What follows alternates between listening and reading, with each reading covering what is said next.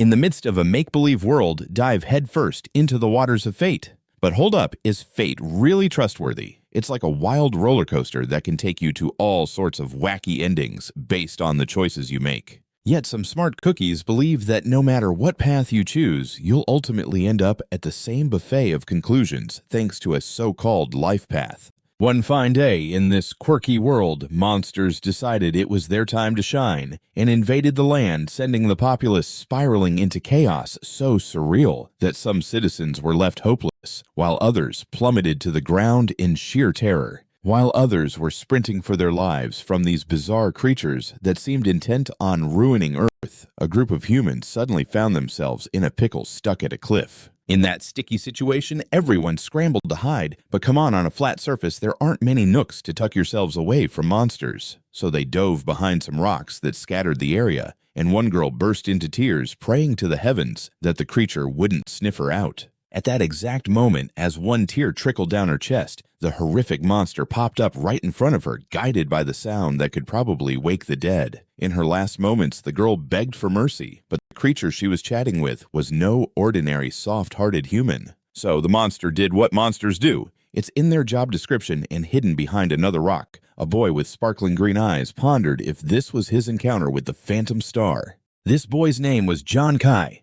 Yep, that's right, John Kai. And here he was, trying to ace a beginner's test on a planet dubbed Phantom Star. Phantom Star is a massive celestial body that decided to crash the party 50 years ago near Earth. But surprisingly, it didn't cause Earth to go all wonky in terms of gravity, which is pretty swell. However, after its flashy debut, all the critters and plants on Earth suddenly morphed into what's called celestial monsters, throwing the world into utter mayhem. These celestial monsters are so far beyond human tech that they put humanity in a bit of a pickle. But amidst all this spooky stuff, some surviving humans stumbled upon a wild discovery. Teleportation matrices started showing up all over the place. Here, humans could make over their jobs into all sorts of awesome professions and rack up cool gear and skills. All of this could level up like a character in a video game to gain epic attributes. After a bit, they found out that once they evolved to a certain level in the digital playground, they could take that mind-boggling power back to Earth with them. Hence, folks started getting as powerful as they were on Phantom Star, even throwing punches at those celestial monsters. So, to sum it all up, if humanity wants to kick butt and survive this doom and gloom, they've got to get buff through Phantom Star. People heading into the other world for power, yep, they're dubbed explorers, and our hero is one of them. But in this chaotic moment, watching the test monster claim lives, Jung started to feel like he was in a Shakespearean tragedy because he was the last one standing. Peeking into the abyss, he realized there was no grand escape on the horizon. Right then, the monster zeroed in on the last remaining human ready to serve up some doom.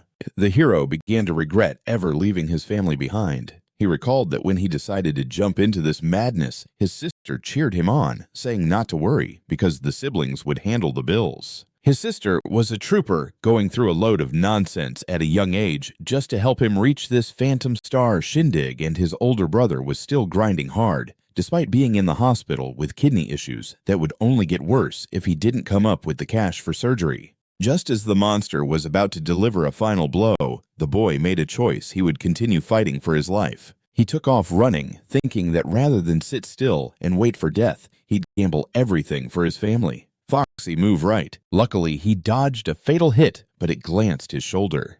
Now the hero was all in seizing any chance he had to survive. With a surge of determination, Jay made a bold decision and leaped off the cliff, thinking it was probably safer than facing that monster head-on right now. Just then, a notification pinged in front of him, and like magic, a window popped open praising his crazy move as classic gamer behavior. The message cheered him on for triggering a 1-in-a-million shot at snagging a hidden career. Finally, the secret class popped up, revealing that he had successfully switched over and now had an honorable hidden profession. After a long drop, the hero landed with a thud and miraculously survived because some trees were kind enough to break his fall. Not too shabby. He woke up near a river flowing south, questioning what the heck just happened. Even after taking a leap off a cliff, and realizes that the injuries he had before are all miraculously healed right now. Suddenly a system pops up, opening a portal in space-time right in front of the kid's eyes. The system materializes as a stunning girl who tells him that since his job transfer was a smashing success, it's time for an update on his basic attributes. In simple terms, he's basically been brought back to life with a full health bar. So Jong decides to ask the girl if she's the brain behind the artificial intelligence chilling in this place. But the girl just goes on and lists the player's shiny new skills.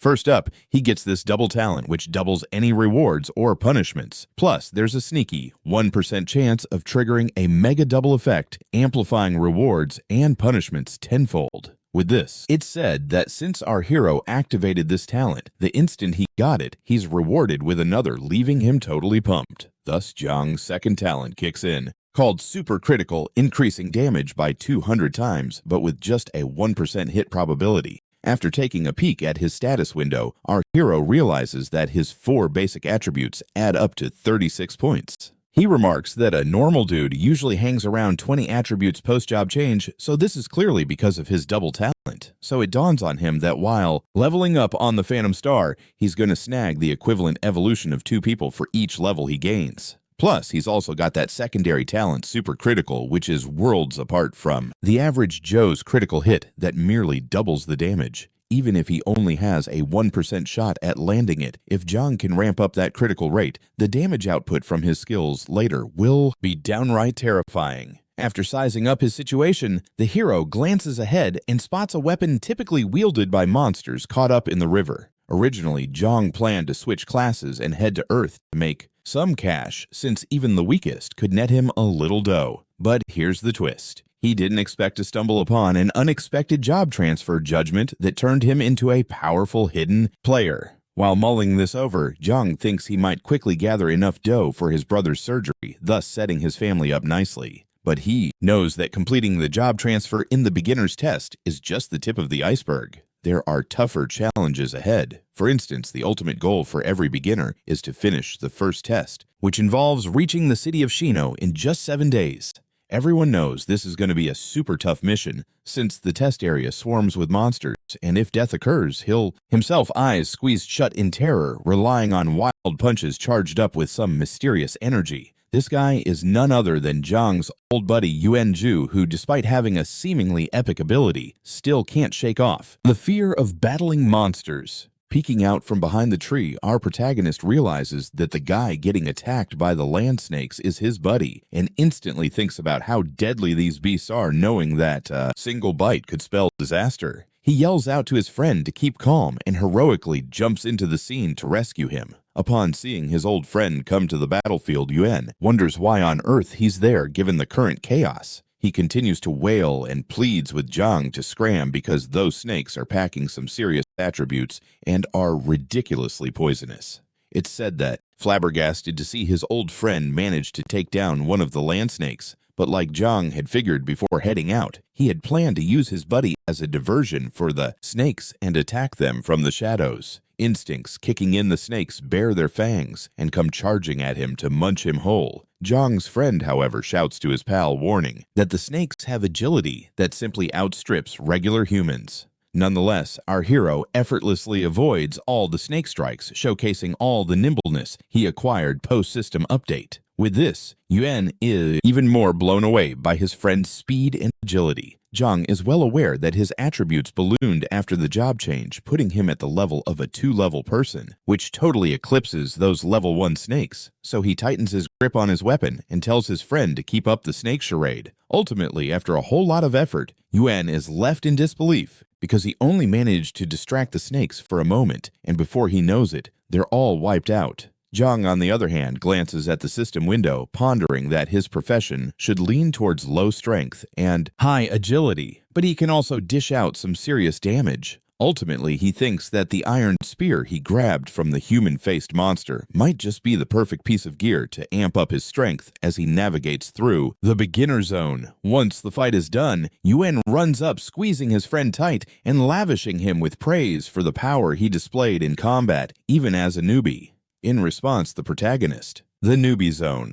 With the brawl wrapped up, Yuan pops up, squeezing his buddy with all his might and showering him with compliments for his combat prowess, even as a total rookie. In response, the main character shoves him away, saying he was just lucky to have switched jobs and snagged the player profession. Jan's a bit baffled by this, but assures him that his own gig isn't half bad either. As a martial artist, it's no shocker that this kid hung in there for so long. His profession ranks 5th in the Divine Glory realm when it comes to the sheer number of professions around. No one really knows the exact count, but every explorer has to undergo a job change once they step into this virtual world. Which profession they get totally hinges on the job change materials they fork out for before logging in. Typically, the wealthy drop major bucks like millions to grab high-quality job change materials, landing themselves a beefy profession once they jump in. Among the elite jobs are martial artist, paladin, and assassin. Meanwhile, a poor soul can only scrape together enough for the cheapest materials, winding up with measly professions like drunkard or beggar.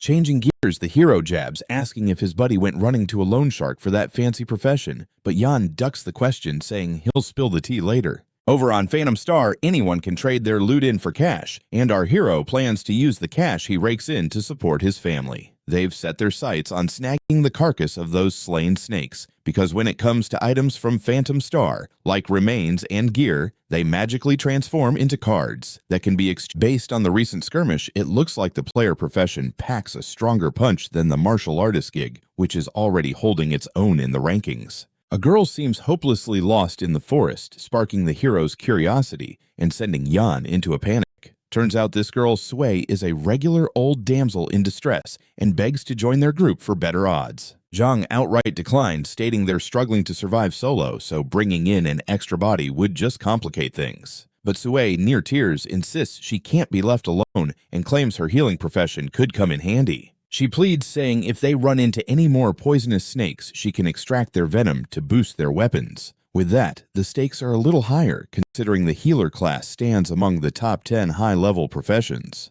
Remembering his near-death experiences, Zhang figures they'll be heavily reliant on healing in their early quests, especially since without system aid, he'd already be 6 feet under. After a moment's thought, our protagonist decides to let her join, and they exchange introductions. However, his buddy leans in and whispers that Jay's only softening up because he's got a crush on the girl, leaving our hero feeling all sorts of awkward. Meanwhile, back on Earth, in the Divine Glory Kingdom, within the bustling city of Dijiang, the sophisticated base of the Phantom Star Portal number 18 is buzzing with activity in the Data Research Lab. It's common knowledge that the fancier the watch, the more features it sports, and Sue Lannon asks the professor how the newbies and her little sister are faring. According to the GPS readouts from the beginner watches, a lot have been wiped out. However, her little sisters managed to team up with 2 others. This revelation leaves Sue in awe of her sister's bravery, especially since she strongly advised against joining forces in that area. The reason, in a balancing act, more people milling about the testing ground dramatically increases the odds of attracting monsters. Just 3 minutes after that chat, while monitoring the computer screen, the scientist urgently announces that 2 human-faced monsters have been detected. Panic kicks in for Lan, because she knows those things could wipe the newbies off the map, and her sister wouldn't stand a chance. Death in Phantom Star is just pixelated game over for their characters, but the experience packs a real psychological punch since some players have been literally devoured by monsters piece by piece. Facing the grim reality, she realizes that she'll likely have to drag her sister in for some much-needed therapy after this adventure. But the scientist chimes in saying that the girl hasn't been killed yet,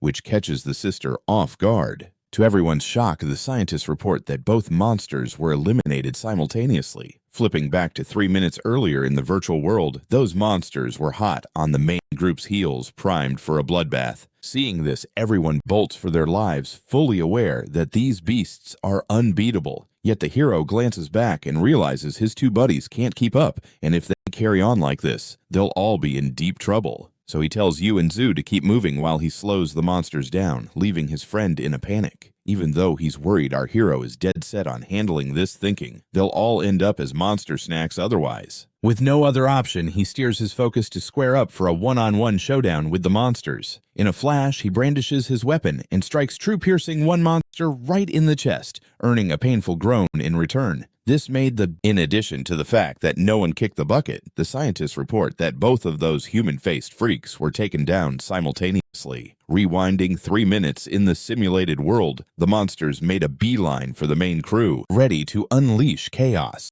Witnessing this, everyone took off running for dear life, fully aware that there was no way to bring these beasts down. The hero, however, glanced back and realized that his two pals weren't as quick on their feet as he was, and if things kept up this way, they'd get caught. He then urged Yu and Zhu to move ahead while he would stall the monster, which sent his friend into a tizzy. Despite his friend's worries, the hero was set on handling it, thinking that they'd all be toast if the chase continued. And despite his friend's panic, our hero was hell-bent on proving he could handle it, convinced that if they kept running, everyone was doomed. So all he could do was stick around and see this through. Try to grapple with the monsters one-on-one. So the protagonist swiftly employs his weapon to jab one of the monsters right in the chest, making it let out a painful groan. This had the boy super excited, thinking he's got it made, suddenly has a hand fly at him and launch him through the air until he slams against a big rock. That's when he realizes that the human-faced monster packs quite a punch. He figures out that there's no way to take it down with just a single hit to a weak spot. In his final moments, Jay thinks, well, this is it. I'm going down in the beginner's test, and it's curtains for me. Meanwhile, the girl starts bawling her eyes out, calling for Yuen to step up and help the group leader. However, he's totally frozen like a deer in headlights in the middle of Central River City. A woman. Being a big hulk, he can be a bit of a wallflower. She wraps up by saying if her son ever ran into a monster on Phantom Star, he'd probably take off like a rocket. The man, meanwhile, pours himself a cup and chuckles, confirming the mom's hunch about the boy's skittish nature when faced with something spooky. But he points out that no matter how scared Yuen gets whenever he sees someone needing help, he's all in. So, with a battle cry that shook his very soul, the boy charges at the two monsters, flexing those martial arts. If his friend only decided to protect him because he thinks he's a scaredy cat. With that thought, he powers up his fist with an impressive aura and declares that they are brothers, and as brothers, they've got to stick together. Thus, the boy marches towards the monsters with unwavering resolve, proclaiming that if they go down, they'll go down together. The protagonist is confused about why the girl is around since she's not a fighter. Blushing, she asserts that she won't leave her teammates high and dry because a healer's gotta heal the wounded, no matter how scared she feels. Her dad was taken out in the previous battle against a swarm of monsters fighting tooth and nail, make the same mistake twice and flee. After a bit of time using her powers, the hero notices he's feeling completely revived. He springs up grinning like a Cheshire cat and starts singing praises for the girl's fearless attitude. However, she can't help but think that even with them all teaming up, the damage still isn't enough to take down a single human. Unlike the hero, he gets that this is the only shot they've got to win the brawl if it works out. While the protagonist might struggle against the human-faced monster's hits, Yuen's martial skills let him take a beating. Though his hits might not pack enough punch to take out these freaks outright, Sui can pump up his attacks with her buffing. Finally, after a lengthy spell of extracting venom, they finish up coating the tip of Jung's weapon with some snake venom. Armed and ready, the hero heads for the monsters, aware that Yuen's offensive punch is a bit lacking. On his way, he tells his friend to hold one of the human-faced monsters in place so he can strike, which is quickly understood. Yuen plays his part as the group's shield, and now the hero realizes that with renewed vigor, the protagonist leaps at the monster once more, but this time with his upgraded weapon, he lands a killer blow that vanquishes the creature once and for all. The impact sends a massive explosion rippling through the forest, the sound reverberating like thunder. Then the system chimes in, letting the boy know he's taken down a level 2 human. The protagonist recalls what the girl mentioned about extracting the snake's venom to beef up his weapon's attack power. He jogs her memory and fetched the monstrous corpse, asking if she could heal his buddy and stack venom on his weapon simultaneously. With this order, she remarks that she's not sure if she can pull it off, but promises to give it her all. Unlike the hero, he knows that this is their only shot at winning the showdown, if it works out. Unlike the protagonist, who can hardly take the hits from the human-faced monster, Yuen can handle it because of his martial skills. Though his hits may not be enough to take out the freaks, Sui is a healer who can amplify his strikes with her buff abilities. From this angle, the three of them are clearly a classic combat trio of tank healer and damage dealer in the virtual realm. Ultimately, after what felt like an eternity of enchantment, the venom extraction is done, coating the tip of Jung's weapon with the snake's venom. With this, the hero charges towards the monsters, fully knowing that Yuen's attack power is on the weak side. On his way, he instructs his friend to keep one of the human-faced monsters busy so he can swoop in for the attack, which Yuen quickly gets. Yuen, for his part, keeps doing his thing as the group's shield, and now the hero realizes that as long as the trio functions like a well-oiled machine, and each one pulls their weight in harmony with the other team members, even a human-faced monster, known to be an amateur killer, can be brought down by a bunch of newbies. With that, the protagonist once again leaps toward the monster, but now armed with his upgraded weapon, he lands a game-changing hit that finishes the creature for good. He lunges at the monster again, but now he's got an upgraded weapon in hand. He delivers a knockout blow that sends the creature packing for good. The impact sends a massive explosion rippling through the forest, causing quite the ruckus. Assault truly worked, and joy, along with disbelief, blooms as they witness the demise of its comrade. The creepy, human-faced monster shudders in fear, terrified that this fate could befall it too. Ready for action with the main crew, Jen reflects that teamwork actually does make the dream work, despite the fact that there's still another monster to wrangle, even though afraid the enemy keeps charging forward, driven by its most primitive instincts. However, their battle strategy kicks in flawlessly. Back in the scientist's observation room, the boy's sister is fuming because, according to the Watch's data, the noobs took out 2 human-faced monsters. Just one of these creatures could wipe out an entire group of novices, so the scientist notes that based on the Watch, Sui still lacks the skills to take out even a single monster. On top of that, it's rumored that the explorers in her crew are as useful as wet cardboard since they're just starting out. So they all agree that the only possible killer is Explorer John Kai from the girls' squad. But then again, they realize they can't even see his job title. Sue Lannon is baffled and thinks, no way, there's got to be someone with a serious job to take down 2 human faces. So everyone flops onto the ground, completely wiped out from the last showdown. In the midst of the group, Jan gives his buddy a high five for being so smart. The girl chimes in, can you believe we actually fought off those human-faced monsters? We should totally nail this test. But just as they're about to rush through it, the hero steps in and goes, chill everyone. There's no rush to hit the final destination, which is the city of Shania. Just take a breather. This leaves them scratching their heads. To clear things up, he reassures them, saying, don't sweat it. Points get counted after you finish the test. The top dogs get all the sweet prizes, and trust me, the military gear they offer is top-notch and really boosts your game. Hearing this, Jae Jong pipes up, now that we can take down monsters and snag points, we should totally aim to be the leaders. He turns. A few hours later, Yoon's out in the woods casting his line and is seriously freaking out at the sight of so many snakes around him. He's on the verge of tears, wondering if he's the first to bite the dust. From above, perched on a tree, the hero shouts, get a grip, man. You're a martial artist. You can hold your own. Another voice from a nearby tree adds, and don't forget, we've got 2, and suddenly the system announces that Jen took out 3 level 1 land snakes, boosting his current experience to 10 points out of a required 100. He realizes, according to the Phantom Star rules, only the one doing the killing snags the experience. Since the hero's the only monster-slaying machine, they decide to let him hoard all. His friends think it's smart to let him level up initially, since it'll make their lives way easier later on.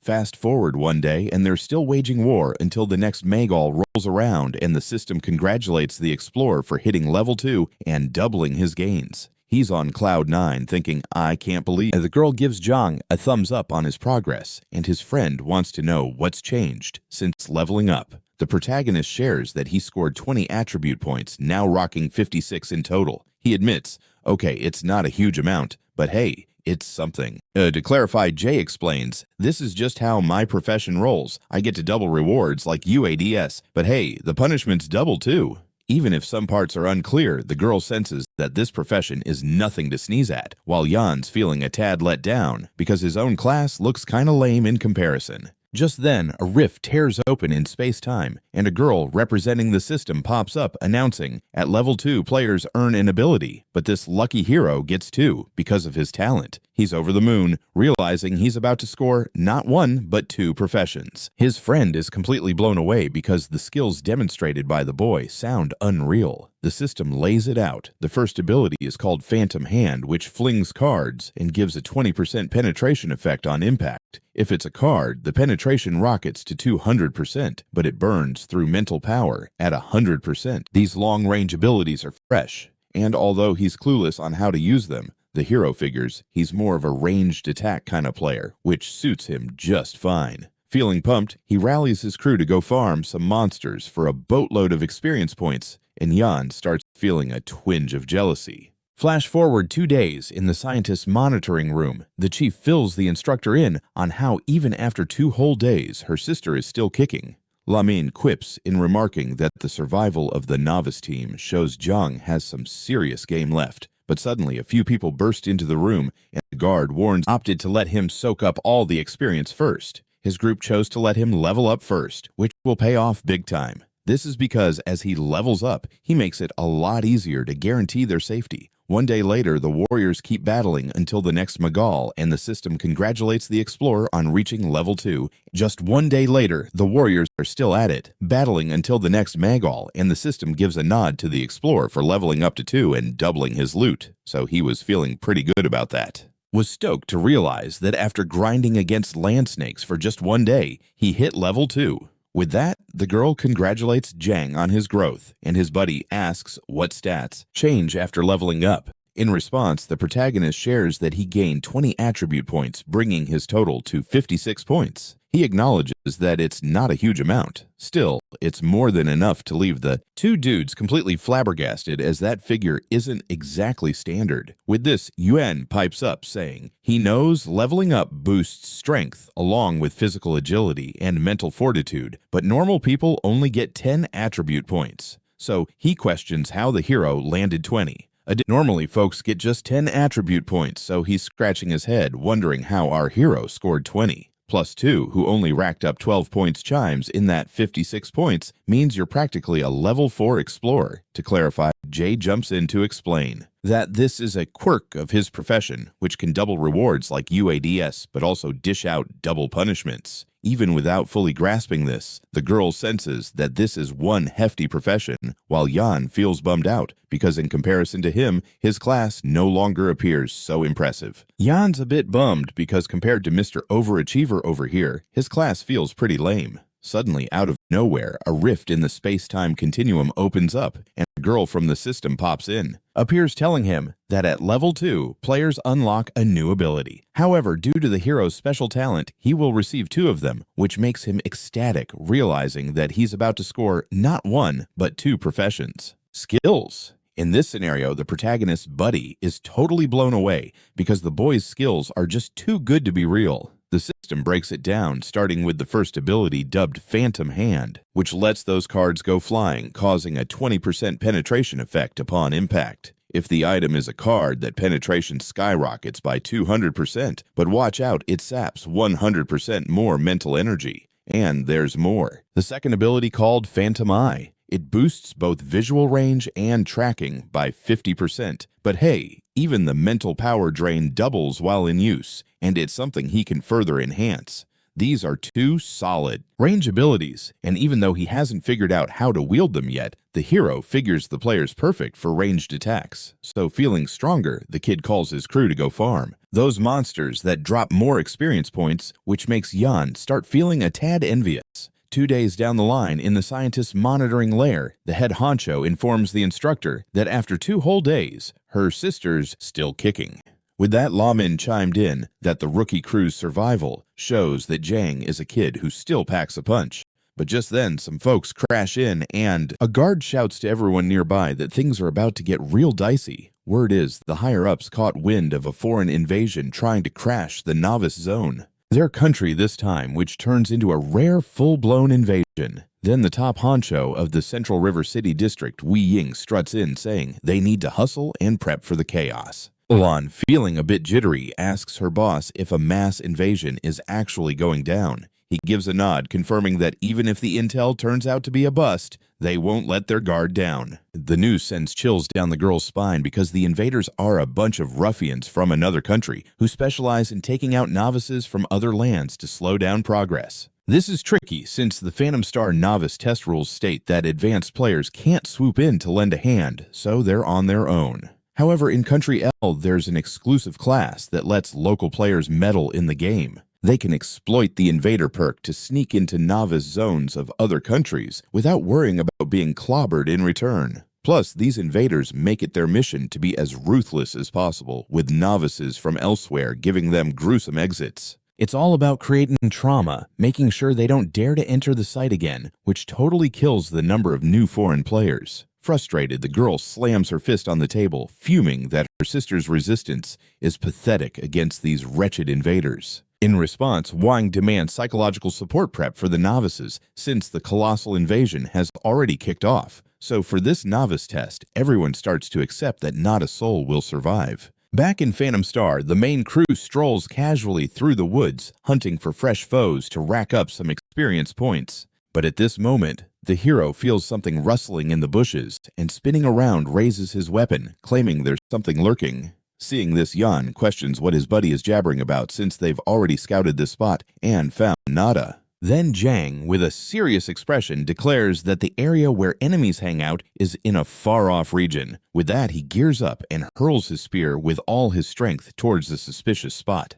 The spear zips through the air, obliterating everything in its path, and it seems to have hit something juicy. The protagonist explains to his pals that he nailed something and bolts urging them to come check it out. Juan pipes up saying they haven't hit anything and starts to wonder if his buddy has lost it, but inevitably, they follow their leader through the forest in the dead of night. In the dim light, the hero takes down a level 2 short-spined wild boar in a heartbeat. Yu is totally flabbergasted that the protagonist nailed a level 2 wild boar from so far away. Jing chimes in saying there's no need to freak out because this is just him flexing his new skills. After dispatching the boar, the system asks if the hero wants to scoop up the remains since the spines can be used for weapon crafting. Without missing a beat, the protagonist agrees, noting that his phantom throw ability has cranked up the damage of his tosses. Plus, the phantom eyes skill is like a mashup of slow motion and a telescope giving his strikes greater range and precision. Zhang tells his crew that he only needs one more experience point to hit level 3, so they gotta find another spot. Just then, a voice cackles from the water, telling the Team 2 leader that they must be pretty lucky. From the river, something starts to emerge with someone maliciously commenting that they've managed to score some snacks right after diving in. So out pops this gang of invaders ready to have a field day with the corpses of novices from the virtual realm. Taking charge, the hero grills the players about their identities, and 2 gets pretty spooked by these guys' presence. One of the warriors reassures the kids, saying not to sweat it because they're not the bad guys. Then their leader, weapon drawn, declares they only want to skin them alive before hanging them out to bleed. Or better yet, he says maybe they should start by peeling the boy's skin off and bait the human-faced monsters to gobble them up. Another invader Few comes out of the water, stating that this time the superiors only have one thing in mind. Zhang looks terrified, but the dude just keeps up his creepy grin, radiating bad vibes. The leader of the Team 2 invaders wraps up by saying the higher-ups aim to make sure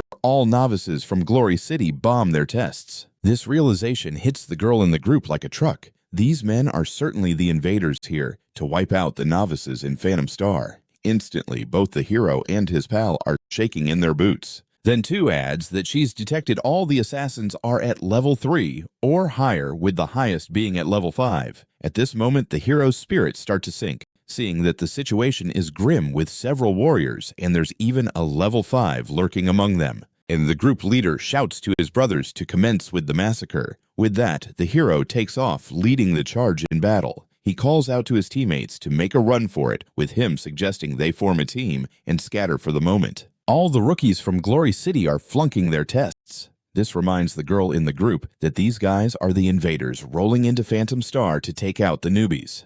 Unsurprisingly, this realization freaks both the hero and his buddy right out. Then 2 chimes in, announcing that she's spotted all the assassins being level 3 or higher, with the biggest bad at level 5.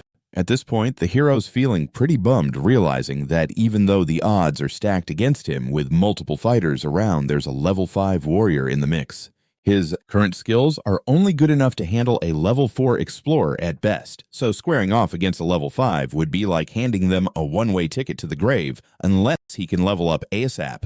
The crew leader calls his bros to kick off the slaughter. With that, the hero darts forward to take charge in the fray. He yells for his pals to bail with him and suggests they split up for the time being. Hearing this, the group leader snickers at the speediness of the newbies when danger strikes, asking if everyone in Shino City is that spineless. He then instructs 2 of the assassins to chase after the solo coward, explaining that the other 2 will stick around for backup. The warriors sent out are level 3 and sprint after the hero through the kid for being such a pro at escaping.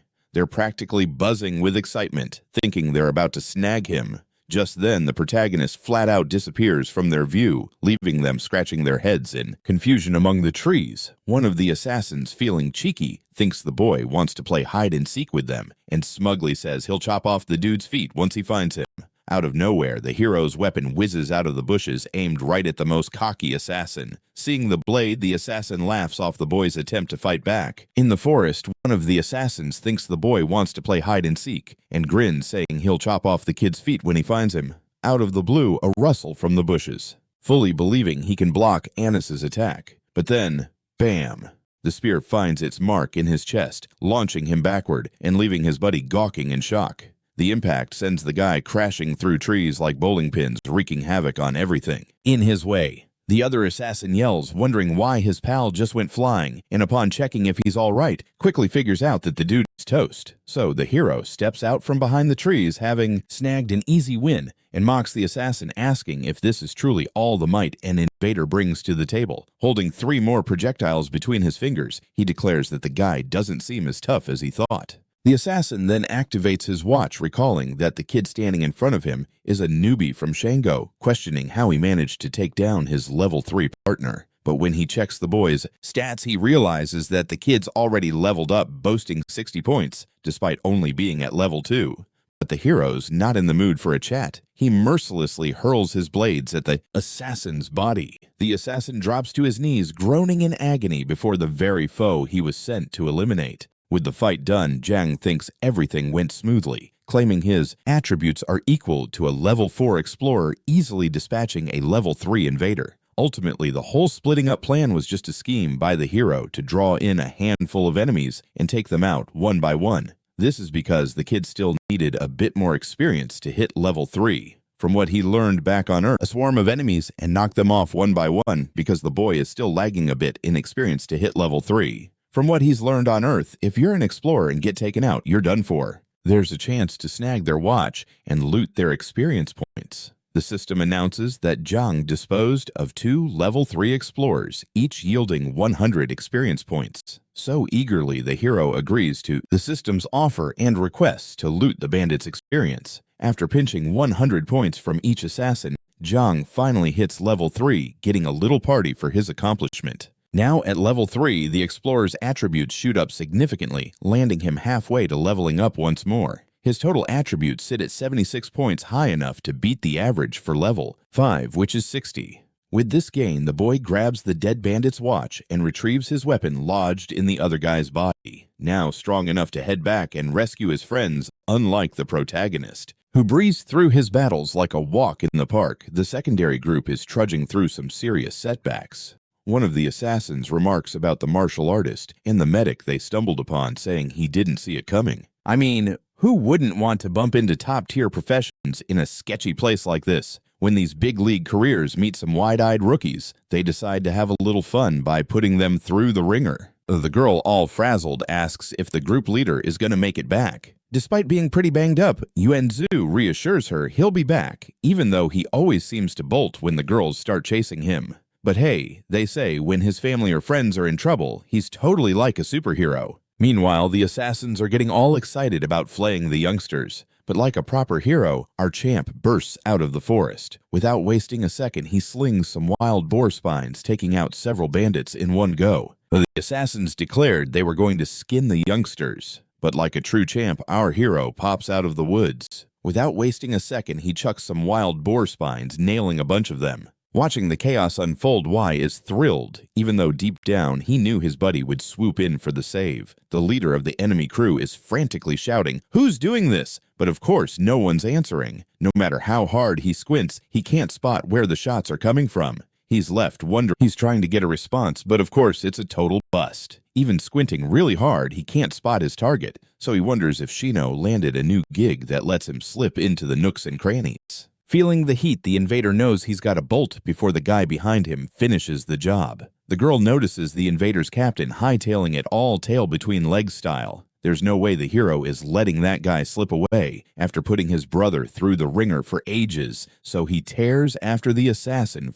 He unleashed his spear taken from the creepy human-faced monster. The spear zoomed and smacked the back of the invader's leader, making him let out a groan of agony before he face-planted. With all the invaders down for the count, Zhang Gong checks in with Tu, making her realize her friend has really come back. But instead of squealing with joy, the girl doesn't waste time on unnecessary reunion banter because Yuan is in bad shape. The healer unfortunately tells the crew she can't patch him up anymore due to how bad his wounds are. The boy coughs and tells his friend he always knew he'd return. Yet with a heavy heart, he admits this time he can't stick around, and just like that, he collapses to the ground out like a light. Chatting with his pal, he says he knew he'd come back. However, with a heavy heart, he admits that this time he won't be able to tag along and promptly takes a nosedive onto the ground. Lying on the ground with what feels like his last ounce of strength, the boy thanks them for all the crazy adventures they've had together, saying they'll turn into legendary memories. As his eyes start to flutter shut, he tells them to carry on without him, putting in serious effort to pass the judgment, knowing that a chunk of the blame for her friend's doomed fate rests on her shoulders. The healer sobs like a breaking dam for Yuan's life. In response, the protagonist murmurs his friend's name quietly, but then, in a sudden burst of energy, tosses one of the malactors right into the kid's lap. He informs them that he purposefully left 6 invaders half dead so his pals could take them out and scoop up their levels, effectively bringing back their health. Hearing this, the girl suddenly remembers that they can gain experience and fully recover by taking down explorers, and Yuan feels a bit foolish for making such a fuss over nothing. The hero, knowing his battle buddy was faking those smiles, tells the group that totally in the hands of the group, who can show them what a nice retirement in heaven looks like. The malactor, seeing his executioners, totally realizes that what's coming next is not going to be pretty. The group quips that what they're about to dish out is called karma, a classic virtue that should ideally be shown to the guests. Meanwhile, the Data Research Institute and the Stowaway Department in Country L is in total mayhem. One by one, all the bandits wake up after being eliminated in the virtual world, remembering how a newbie from Geo obliterated them mercilessly. In a panic, a senior officer from the country wonders what the heck is going on with their invaders, especially since it seems that the enemy city has a special profession that can totally counter them. At that same moment in the kingdom of Shino, scientist tells the instructor that the news isn't great considering 2 ran into the invaders. Upon hearing this, Nanon spirals into complete despair, realizing her sister is totally unprepared for this. The Supreme Commander mentions that, unfortunately, no newbie has ever managed to escape. Scientist awkwardly interrupts, clarifying that's not what he meant. Glancing at the massive screen, he explains that according to the data, the girl not only survived the encounter with the invaders, but actually leveled up. This bombshell leaves everyone completely gobsmacked, unable to grasp what in the world is happening. Analyzing the situation, Y ponders how it's even possible to level up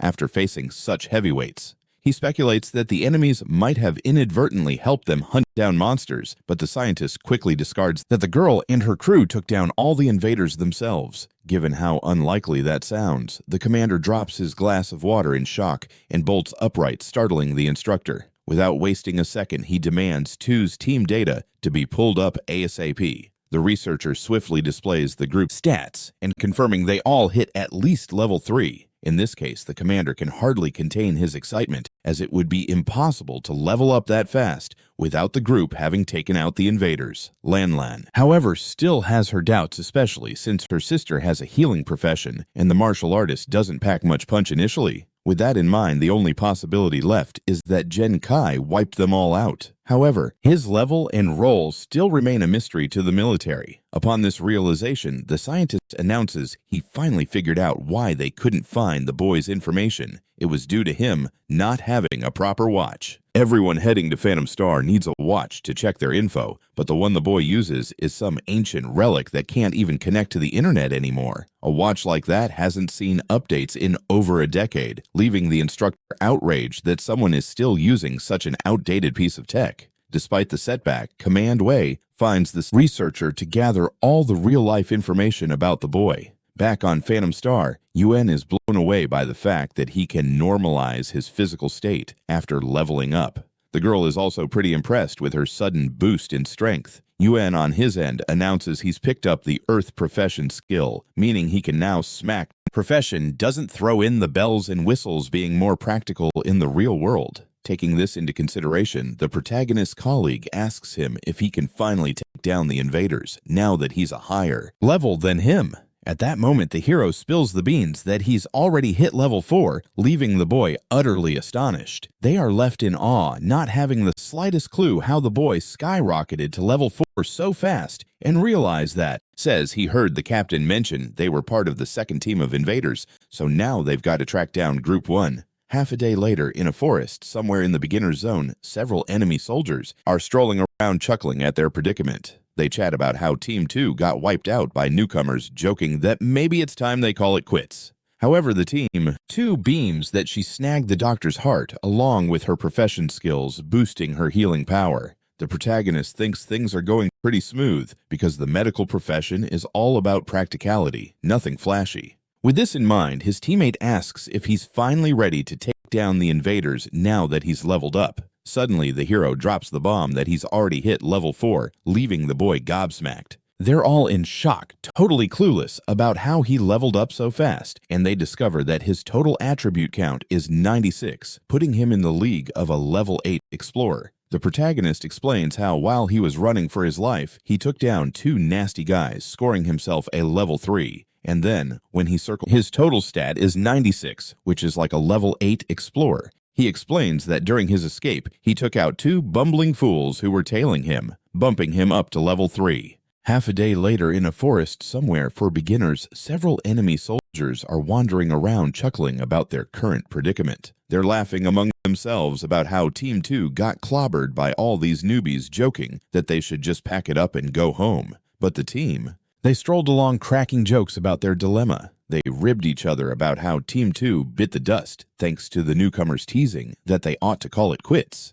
But the captain told the soldiers to stay on high alert because when the superior mentioned it, he was dead serious. So they keep strolling, and one of them wonders if there's really anything to be scared of, since the highest threat level in this area is 5, and they're all packed with level 5s. Meanwhile, the assassins quickly figure out this guy is just a rank 4 rookie, and one of them is impressed that a player is leveling up in such a dangerous place. The captain sees this as a golden opportunity and immediately tells his crew to take him out for some serious bragging rights. Thus, the assassins start chasing the original plan was to lure the enemies in, and then Yuan would use his skill to send them packing, exploiting the gaps in his skill to finish them off. But the squad of invaders is longer than a Hollywood sequel, making things a bit chaotic. If the hero's friend can't take them down all at once, any surviving invader could raise. So the protagonist amps himself up with electric energy, radiating a daunting aura, and charges at the bandits with his spear, thinking he might have to shed some blood to grab their attention. This infuriates some assassins and leaves others scratching their heads, stunned at Naz's sheer guts to stop running and confront them head-on. Just seconds before the showdown kicks off, one assassin yells at Naz, asking where he's running off to and if he's so scared that he's lost his marbles. He then tells the hero to move aside and swipes at him with his weapon. Surprisingly, the protagonist takes the hit without flinching and keeps running, thinking he isn't close enough yet. Just then, one of the warriors checks his watch panel and realizes something's off and reports to the captain. Initially, the detection time was too short to catch their attributes, but now he's using a better watch. He finds out that while he can't see the overall attributes, he can still see the kid's agility, which is about 30 points. This revelation leads. Another bandit then chimes in, claiming his teammate must be mistaken because his own agility at level 5 is less than 20 points. There's no way a level 4 could outpace him. Still, the group commander, trembling in his boots, knows a high-ranking watch doesn't make mistakes. He starts to think if they're chasing someone, so the captain shouts to his crew that they've been tricked and tells them to get the heck out of there as fast as possible. The bandits catch his drift, but it's already too late since the hero has pulled a fast one on the whole group's formation. Just as they're gearing up to flee, suddenly golden lightning flashes in the sky, signaling. He then declares that from this point forward, everything will be left to him, and he kicks off his attack by hurling wild boar spines. One by one, they come crashing down, courtesy of the protagonist's crazy throwing skills, wrapping everything up at lightning speed as planned. Yuan, on the other hand, is awestruck by his friend. The system chimes in saying the hero took out 5 level 5 invaders, and while looting their corpses, he raked in 2,000 experience points, hitting the highest level in the beginner zone. With that, Zhang finally hits level 5 and realizes that for all higher explorer levels, the experience loot will be doubled. Seeing the group leaders is baffled. One soldier grumbles about how they're all level 5 and can't wrap their heads around how a level 4 dodges all their attacks. Then one of the warriors checks his watch panel and realizes something's off. The original detection time was far too quick to gauge their attributes, but now he's testing with a snazzier watch. Consequently, he finds out that even though he can't see the overall attributes, he can still pick up the boy's agility, which is off the charts at about 30 points. This little nugget of info, even with his attributes, he could still see the kid's agility, which was around 30 points. This left the group commander scratching his head, completely dumbfounded by this level of randomness. Quaking in his boots, realizes it's highly unlikely for a top-notch watch to mess up. He figures if they're tailing someone with agility that high, that dude is likely just playing possum. So the captain bellows at his goons, yelling that they've been had and telling them to scram faster than a raccoon in a dumpster. The bandits get the hint, but it's too late since the hero's already gone and pulled the rug out from under their whole formation. Just as they're about to hot-foot it out of there, a bolt of golden lightning flashes in the sky, signaling that it's too late for a getaway. This is because the martial artist Yuan is primed and ready to zap them all with his shiny new superpower. He uses his earthquake ability, which when unleashed on the ground sends all the assassins sky high, leaving them flailing like fish out of water. Then our hero starts wrapping himself up in his electric aura while giving a little shout out to his old pal for a job well done. He goes, launching all the assassins into the air, leaving them in a state of utter chaos. Then the hero wraps himself in his electric aura again, giving a shout out to his old buddy for a job well done. He declares that from now on he's taking over everything and starts his attack accurately launching wild boar spines. One by one they drop to the ground, taken out by the protagonist's expert aim, clearing the mess faster than a flash sale. Yuan raises an eyebrow, utterly wowed that his buddy bagged 9 5-stars in a heartbeat and wonders who exactly this wicked being is. So the system chimes in saying our hero took down 5 level 5 invaders and scored a whopping 2,000 experience points, hitting the highest rank in the newbie zone. And finally, Zhang reaches level 5 and realizes that from now on, the experience loot will double for all advanced explorer levels. Seeing the group leader's accomplishment too gives him a big thumbs up, genuinely impressed, saying she's never seen anything like it before. Yuan jumps in, asking if they'll transform even more. To clear things up, Zhang explains he left 4 beaten warriors for his teammates to finish off and grab that sweet experience. Plus, he adds that earlier to boost the team's firepower, he'd been slaying monsters left and right to level up, but now he feels he's done enough damage. He concludes that once everyone's racked up enough points, they'll make a beeline for the finish line. And both Yuan and he are pumped because it's their turn. He assures everyone that once they rack up enough points, they'll zoom straight to the finish line. Excitement bubbles over as Yuan and he stroll through the forest, ready to level up. The hero tells his buddies to be on high alert because there are all sorts of monsters hanging around the finish line.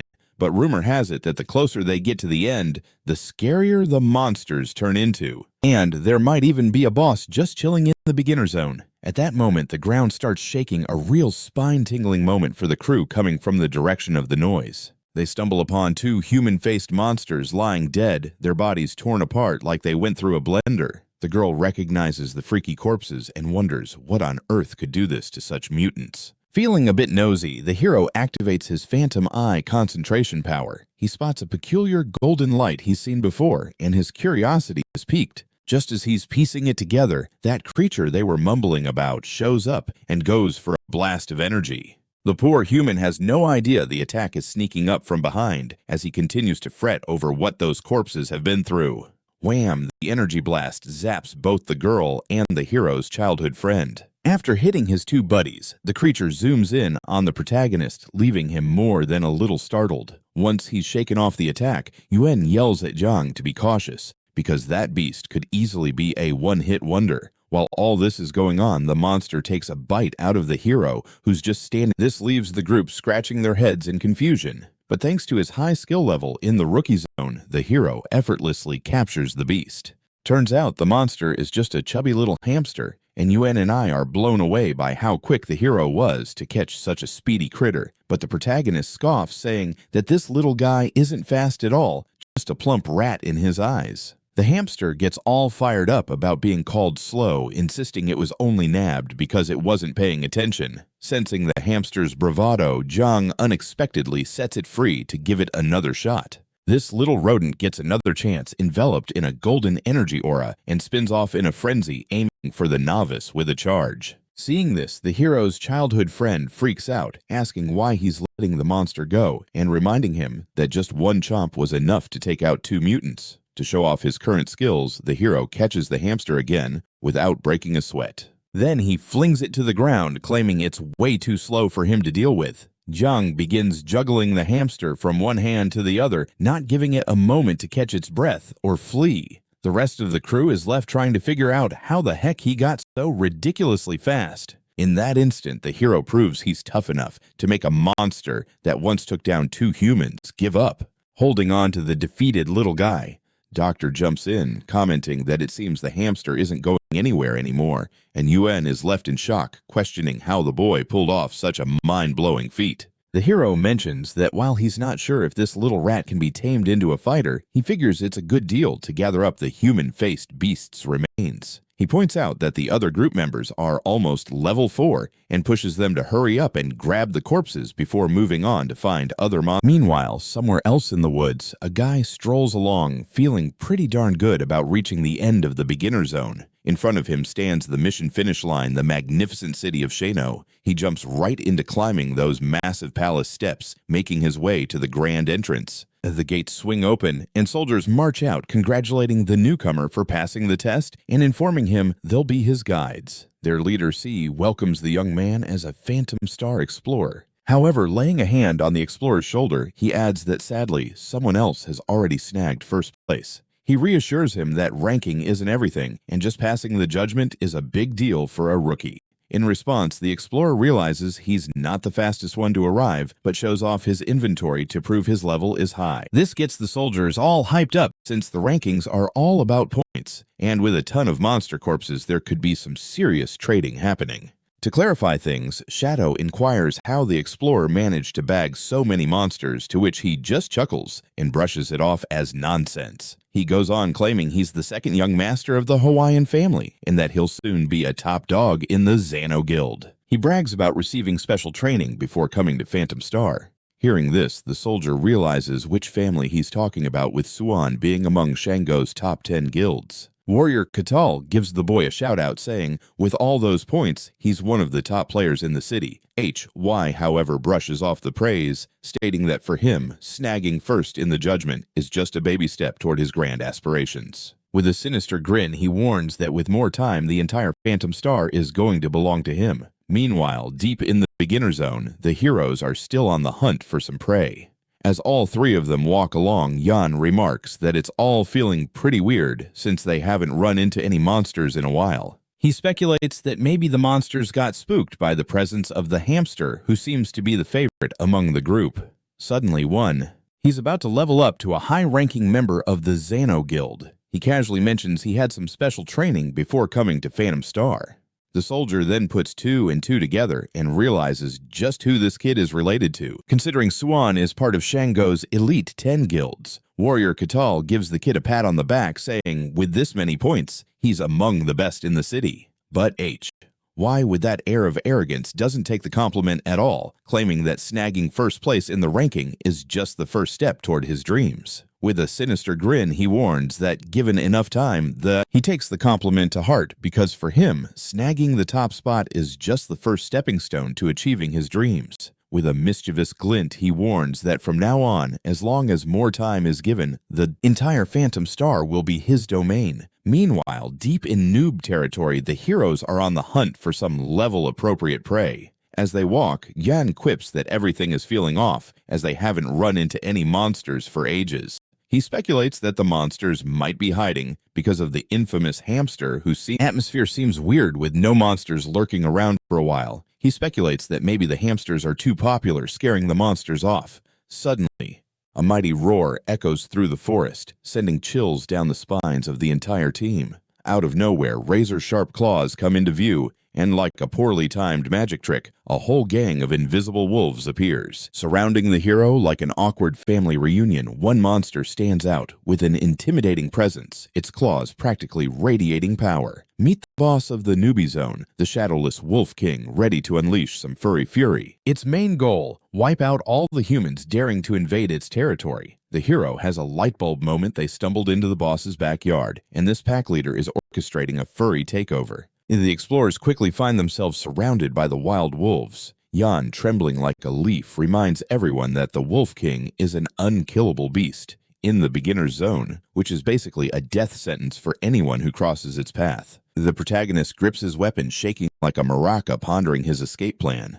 Sure, he could dart away like a startled cat, but leaving the others behind hard pass. With no other options, they collectively choose to go down swinging. Jang tells the two explorers that turning tail is not on the menu today. United in their desperation, they decide to team up and take down the Wolf King, leading the charge into battle. The hero lunges at the boss with weapon drawn, while Yuan pulls out his earthquake ability to draw the pack's attention. Zhang keeps running like his shoes are on fire, and his childhood buddy leaps into the air like a rogue superhero, shaking the ground to smithereens. 2 jumps in ready to help and adds a dash of poison to the protagonist's weapon. He's ready to roll, asking for backup now that he's unleashed his full range of abilities, tossing his spear at the boss with all his strength. The hero aims for a glorious one-hit KO against the newbie zone boss, but wait for it. The spear merely bounces off the beast's ironclad hide, leaving everyone feeling as defeated as a kid who lost their favorite toy. In retaliation, the tutorial boss unleashes a roar, signaling the wolves to charge in a fuzzy wave of chaos. Even though they're the low-tier monsters, they pack a punch, knocking Tu and Yuan for a loop. Yuan, bewildered, asks if there's a magic way out of this hairy situation. The hero realizes the Wolf King is as tough as nails and thinks there's no way he can take down the entire wolf squad surrounding him. Amidst the clamor and sudden movements, his tiny hamster wakes up from a snooze, confused but ready to analyze the chaos unfolding. It glares at the wolves, clearly annoyed they disrupted its nap time. While the protagonist fights tooth and nail against the pack, the hamster suddenly decides it's time to activate its powers to the max. With a leap from the hero's hood, it zooms through the air, kicking up winds like it's a superhero on a mission, and miraculously stabs the Wolf King right in the chest. Zhang's jaw drops as he realizes the tiny furball managed to pierce the tough wolf skin. To confirm his disbelief, he activates his Phantom Eye concentration ability and sees the size of the wound. Bingo. At that moment, Zhang realizes they might actually have a shot if they attack that spot. The initial throw failed due to the boss's tough defenses, but with a wound like that, well, now they're cooking with gas. So Zhang launches another attack at the wolf, this time armed with one of his trusty wild boar spines. The projectile zips through the air, powered by electrical energy, and packs a serious punch as it hits the exposed wound. The hero suddenly realizes his attacks are hitting home, deciding he'll focus on that sweet spot with his phantom eyes. Just then, the projectile glows with an intense light, and out of nowhere, a 200-fold critical hit triggers. The other explorers are utterly baffled by what just happened, especially Yuan, who only witnessed one swing. Even the group is speechless, including the protagonist, who is now showered with a congratulatory message from the system for taking down the novice boss. Even though he planned to drag out the battle lady, luck struck with that 200-fold critical hit, taking out the monster like it was nothing. He realizes that since he switched classes, he hadn't scored a critical hit, making this a rather pleasant surprise. Now, with their leader gone, the wolf pack starts to scatter like kids skipping class. To avoid losing this furry fight, the protagonist asks if his pals are still good to go to, which they nod vigorously. With that, Zhang charges forward, stating that these wolves without their boss are nothing but walking meatballs ready for the chopping block. Yuan and Tu, remembering all the trouble these wolves caused, are determined to make sure they don't escape alive. Wasting no time, the explorers dive into battle, this time on offense, and wiping out all the wolves in their path. Yuan and Tu, ready for action, take down enemies left and right without needing a lifeguard. After a few nail-biting minutes, the battle reaches its thrilling conclusion, with Zhang's crew pulling off a one-sided victory. Shockingly, these rookies not only survived, but leveled up and defeated the boss of the newbie zone in an epic showdown. The protagonist explains he left some wolves for his friends to finish off, and Yuen, curious, asks, what's next on the agenda? Now that everyone's racked up enough experience, they're ready to strut their stuff to the finish line. A quick time jump later, the heroes finally arrive at the domain of Shino City on Phantom Star, the largest hangout for their country's populace. After lounging around for long enough, the hamster, feeling fanciful, jumps out of the hero's hood and bolts away. Concern 2 is about to panic, but Zhang reassures her that it's okay, as he never intended to stifle the freedom of his furry companions, especially one that steps up in a big way in battle. Miracle happens. He survives, levels up, and takes down the boss of the beginner area, pulling off an incredible stunt.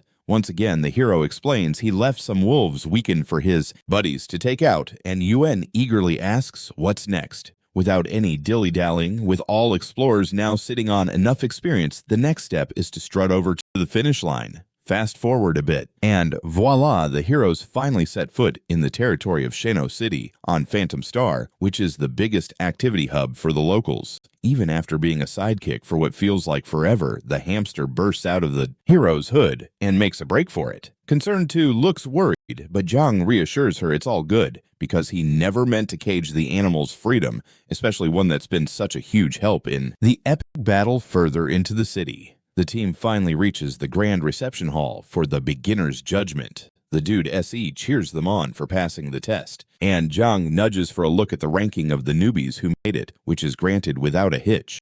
Just then, a rich kid strolls in with a smug grin. The wealthy lad, all puffed up with pride, glances at the ranking, declares himself number 1, and starts laughing at how the boys somehow clawed their way up from the bottom. His entourage of bullies quickly chimes in, calling the hero's crew a bunch of losers, and questioning how they dare ask about the rankings. The hero remembers his sister grinding away in the Huang household to save up for his bunch of losers pipes in questioning how they have the gall to inquire about positions. In his head, the hero recalls his sister worked in the Huang household just to scrape together some cash for him to come to Phantom Star. Even though she was working hard, the kid there kept giving her a hard time. Plus, he used his brother's sickness to belittle him. Seeing this, human steps in telling the kid to zip it, but his protagonist stops him, saying it's cool. He apologizes to everyone and lets them know that they'll be shaking things up soon, with his team taking the top 3 spots. For a few seconds, silence engulfs the hall until it's quickly shattered by the bully's laughter mocking his naive ambition. In that moment, Jen leans over to his buddies and says they're done playing nice. And IIA nods in agreement with Yuen, who activates his watch, eagerly declaring he's ready to roll. Without wasting another second, the main squad gears up to show what they're made of, reconfiguring the rankings right before a giant screen displaying their inventories. As a result, the bullies are left gaping, unable to comprehend what just hit them, as the monster remains are only in the hands of 3 explorers. Hang's jaw drops even more when he realizes there's not just human-faced critters, but also shadowless wolves in their stash. However, when faced with the shadowless Wolf King, the kid simply refuses to believe it and asks how a bunch of so-called losers managed to take down the boss. The hero, unskeptical, and demands to know how this bunch of no-names could have managed to take down the boss. The hero, however, isn't bothered and responds that the rankings will reveal what's real and what's a load of baloney. Then out of nowhere, a notification pops up and the ranking begins to refresh, confirming that the group's points are legit. So the smug rich kid is forced to swallow the bitter pill that the team he deemed losers has just snatched the top 3 spots. But wait, there's more. The rich kid grills them, asking if they managed to grab points by making those invaders kick the bucket. The KN recognizes those watches as belonging to the invaders who rolled in from Country L. Another wise guy chimes in, saying that now they've exposed themselves. They're just a bunch of liars, since rookies couldn't possibly handle all those invaders. He turns to the crowd and asks to tackle all those intruders. He turns to the crowd and asks if any of them have ever dealt with invaders, to which they all reply it's a first for them. Faced with this, he urges the leader to kick out the gifted. Those folks are definitely a bunch of fibbers. He listens to the racket from the green-eyed monsters with a tinge of resentment as they demand that the liars be dealt with. As he walks towards the troublemakers, one guy pipes up, claiming that yes, there are real invaders, and they just couldn't let everyone know in time. I was shocked when he figured it out, but his higher-ups told him to shower praises on Jian Kai and his crew. That's Lu Jun the Vice, commander of the military squad. This revelation made the envious ones realize what was going down. That crew isn't just spinning tall tales about the invaders. As a pat on the back for their efforts, the military squad will be boosting their rewards and gear. The second and third spots will snag some quality gear, while Gen Kai, who snagged first place, is walking away with an S-class reward. Upon hearing the news, he and his buddies are over the moon. This left the jealous folks scratching their heads, as these rookies are now stepping up with premium gear right out of the gate. Ranked from F to S in the Devil Star, with F being the absolute bottom of the barrel, and S being the creme de la creme. Equipment ranked B and C are already pretty decent, but A and beyond are what every adventurer dreams of someday. The envious guy just can't swallow the fact that these rookies started off with such a big edge. He lost his top spot and fell to 4th place. He's convinced that something's fishy, and from F to S in the Devil Star, where F is the equivalent of a hot mess, and S ranks among the creme de la creme.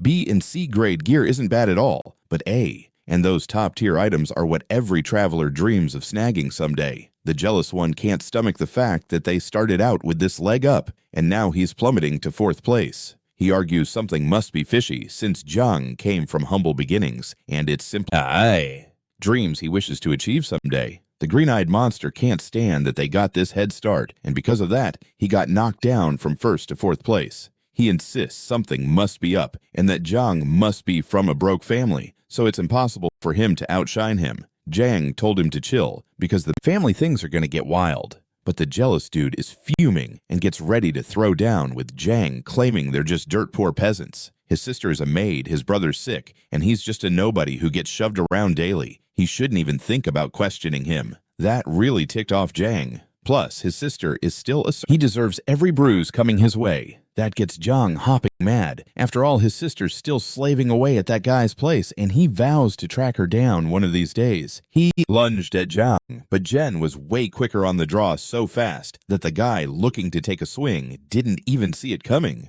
Suddenly, the jealous guy has a massive gash on his chest and blood spraying everywhere. Those who witnessed the scene were completely baffled. It all happened so quickly. Even Jen's pals didn't expect him to take action like that. He really taught that idiot a lesson.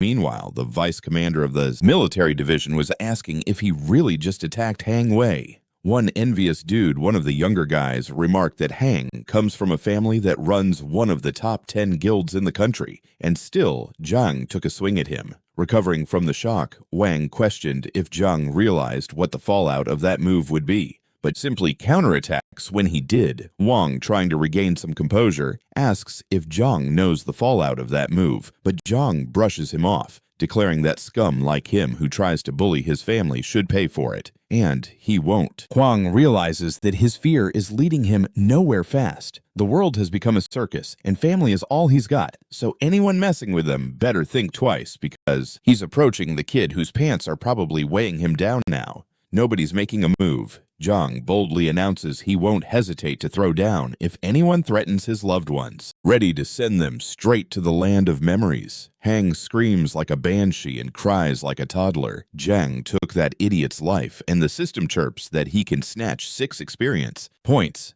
He didn't see that coming. He wonders if a big fancy family can really be this broke. What makes it a bit less awful is that dying in Devil Star doesn't actually mean you're a goner in the real world. There will definitely be some consequences. The commander sees that the boy is reckless but has talent. He's actually impressed. He quiets everyone down and declares that Jay acted in self-defense, and for now, no one is to bring this little incident up again.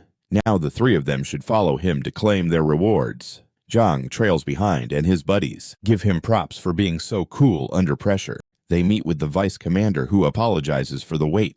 He announces that these goodies are gifts from the military. As soon as he reaches for the box, it pops open, like it's excited, glowing golden like a sunset. The girl gets the Jade of Vitality, which is like the holy grail for healers. Scores some A-class armor. The Blackstone Rhino armor beefs up defense and strength by 16 points, and lessens damage taken by 16%. Now it's Kai's turn to see what's in his box. His eyes light up when he sees the item he got. The system chimes in that it requires an evaluation. It's a set of finely crafted daggers, the Vice. Commander didn't expect the item to need an evaluation card, and his teammates say that if it does, it must be pretty darn special. Yep, high-quality gear needs these cards. Thankfully, he's got a few on hand to share with the boy. The card gets assimilated by the daggers. They grant 9 points in strength piercing and agility, plus a unique effect for each tribulation they've consumed. The chance of landing a critical hit skyrockets to a maximum of 90%. The Vice Commander thinks this gear won't really help the rookie, since newbies usually don't hit that hard, and their crit chance isn't too hot either. Wrong. A colleague pipes up grumbling about how unfair it is since Kai worked so hard, asking if he can snag another item.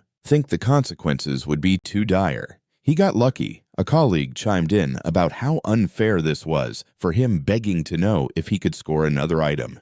It would be a hassle, but he could give it a shot. That'd be a hassle, but it could work. However, Kai declines. Contrary to what they think, he's thrilled with the daggers he got. It's honestly the best gear he could have laid his hands on. His critical hit chance is way above average, 200 times greater, but honestly, he lands crits like a slog. However, those blades kick the odds of scoring critical hits up by 10%, maxing out at 90%. One might even say it's the ultimate toolkit for thrill seekers. If Kai is happy with his items, he won't push for a switch, and with the tutorial complete, they can head back to Earth. He warns Kai to keep an eye out because someone might be searching for him soon. As he heads home, he ought to be on guard. Finally, they make their way back to the city. Kay didn't expect to breeze through the rookie test like this and is itching to share the news with his siblings. Approaching his house, he notices something weird outside. They might get back to Earth. As he approached Kai, he mentioned that someone might be on his tail soon.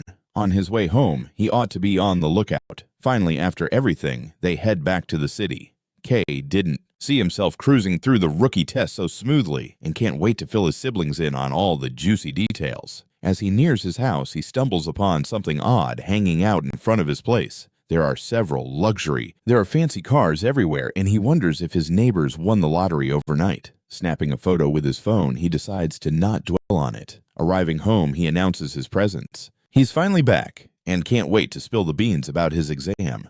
But what greets him is a guy lounging on his couch. There are several unfamiliar faces in his house, and he has no clue who they are. They smugly acknowledge that the young man did a solid job on his rookie assessment. That's Huang Da, the brother of the punk who got taken down hard, and he wants to know why he's chilling in Kai's living room.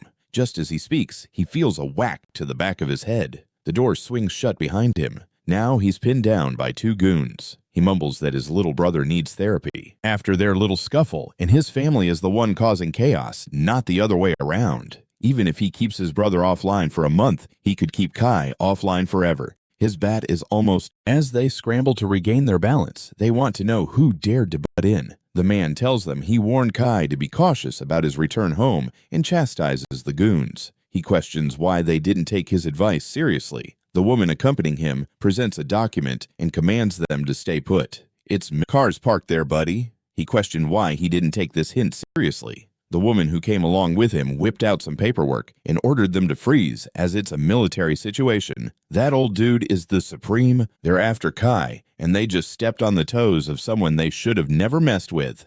Shocked, one of the goons wants to know who this kid is and if he hails from some influential family. Kai slowly picks himself up after being restrained. He still can't believe that the commander and the clueless fool can't help but pry into what the kid's deal is and whether he hails from some powerful family. Kai slowly rose after being restrained. He couldn't believe it either. The commander of there's a military squad chilling in his house because of a little mix-up. The clumsy ones are arrested and thrown into the slammer. The kid is super grateful to the commander for saving him, but join the military, and they're here to extend that invitation to him too. The old man takes a puff from a cigarette that's banned in 89 countries. Talk about a rebel. Now our boy is staring down a new career, the one that makes him question if he even knows what starting a new career really means. There are already a ton of folks at every 20 levels. Explorers can switch professions, which messes with their stats. Some get buff, others get weak. Most are pretty useless, and the military's always on the hunt for those with combat skills.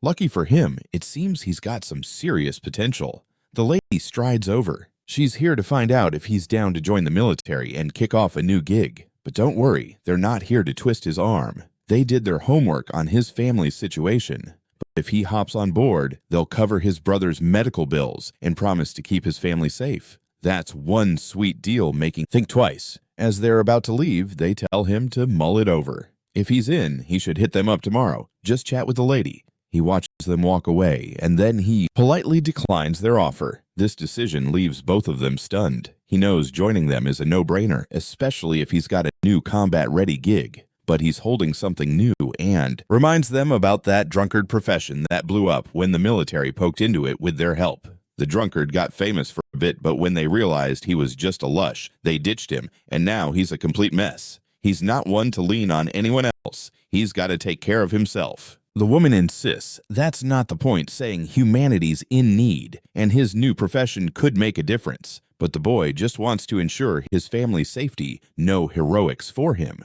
Even as the lady keeps trying to sway him, the old man gets it. You can't flip your whole life in just a few days, and he reminds the boy his brother's time is running out. Plus, just fighting isn't all that thrilling in the current world, so he throws out a wager for a month. They'll protect him, and in that month, he's got to hustle enough cash for his brother's surgery. If he fails, the army covers it, promises to stick to the outcome. If he doesn't win, he has to skedaddle back to Ghost Star to make some money. As he leaves a note for his brother saying he's heading back to Core. He can't stick around that neighborhood anymore. He needs to secure his family's safety. Things are about to get tough. He's got to score by hunting down monsters. But first he needs to sign up with a guild. Newbies like him need that, or else they'll just get stomped by monsters alone and should really hunt in a squad. A guild is basically just a crew helping rookies level up, and he can't wait to see which ones will welcome him. The lady at the desk assumes he's Jan Kai and informs him that right now he can't join any guilds because he's made enemies with the Hu Wang family. He's blacklisted, so it looks like he's going solo from here on out. There are loads of people around without a guild. This makes him wonder if his journey is doomed before it even kicks off.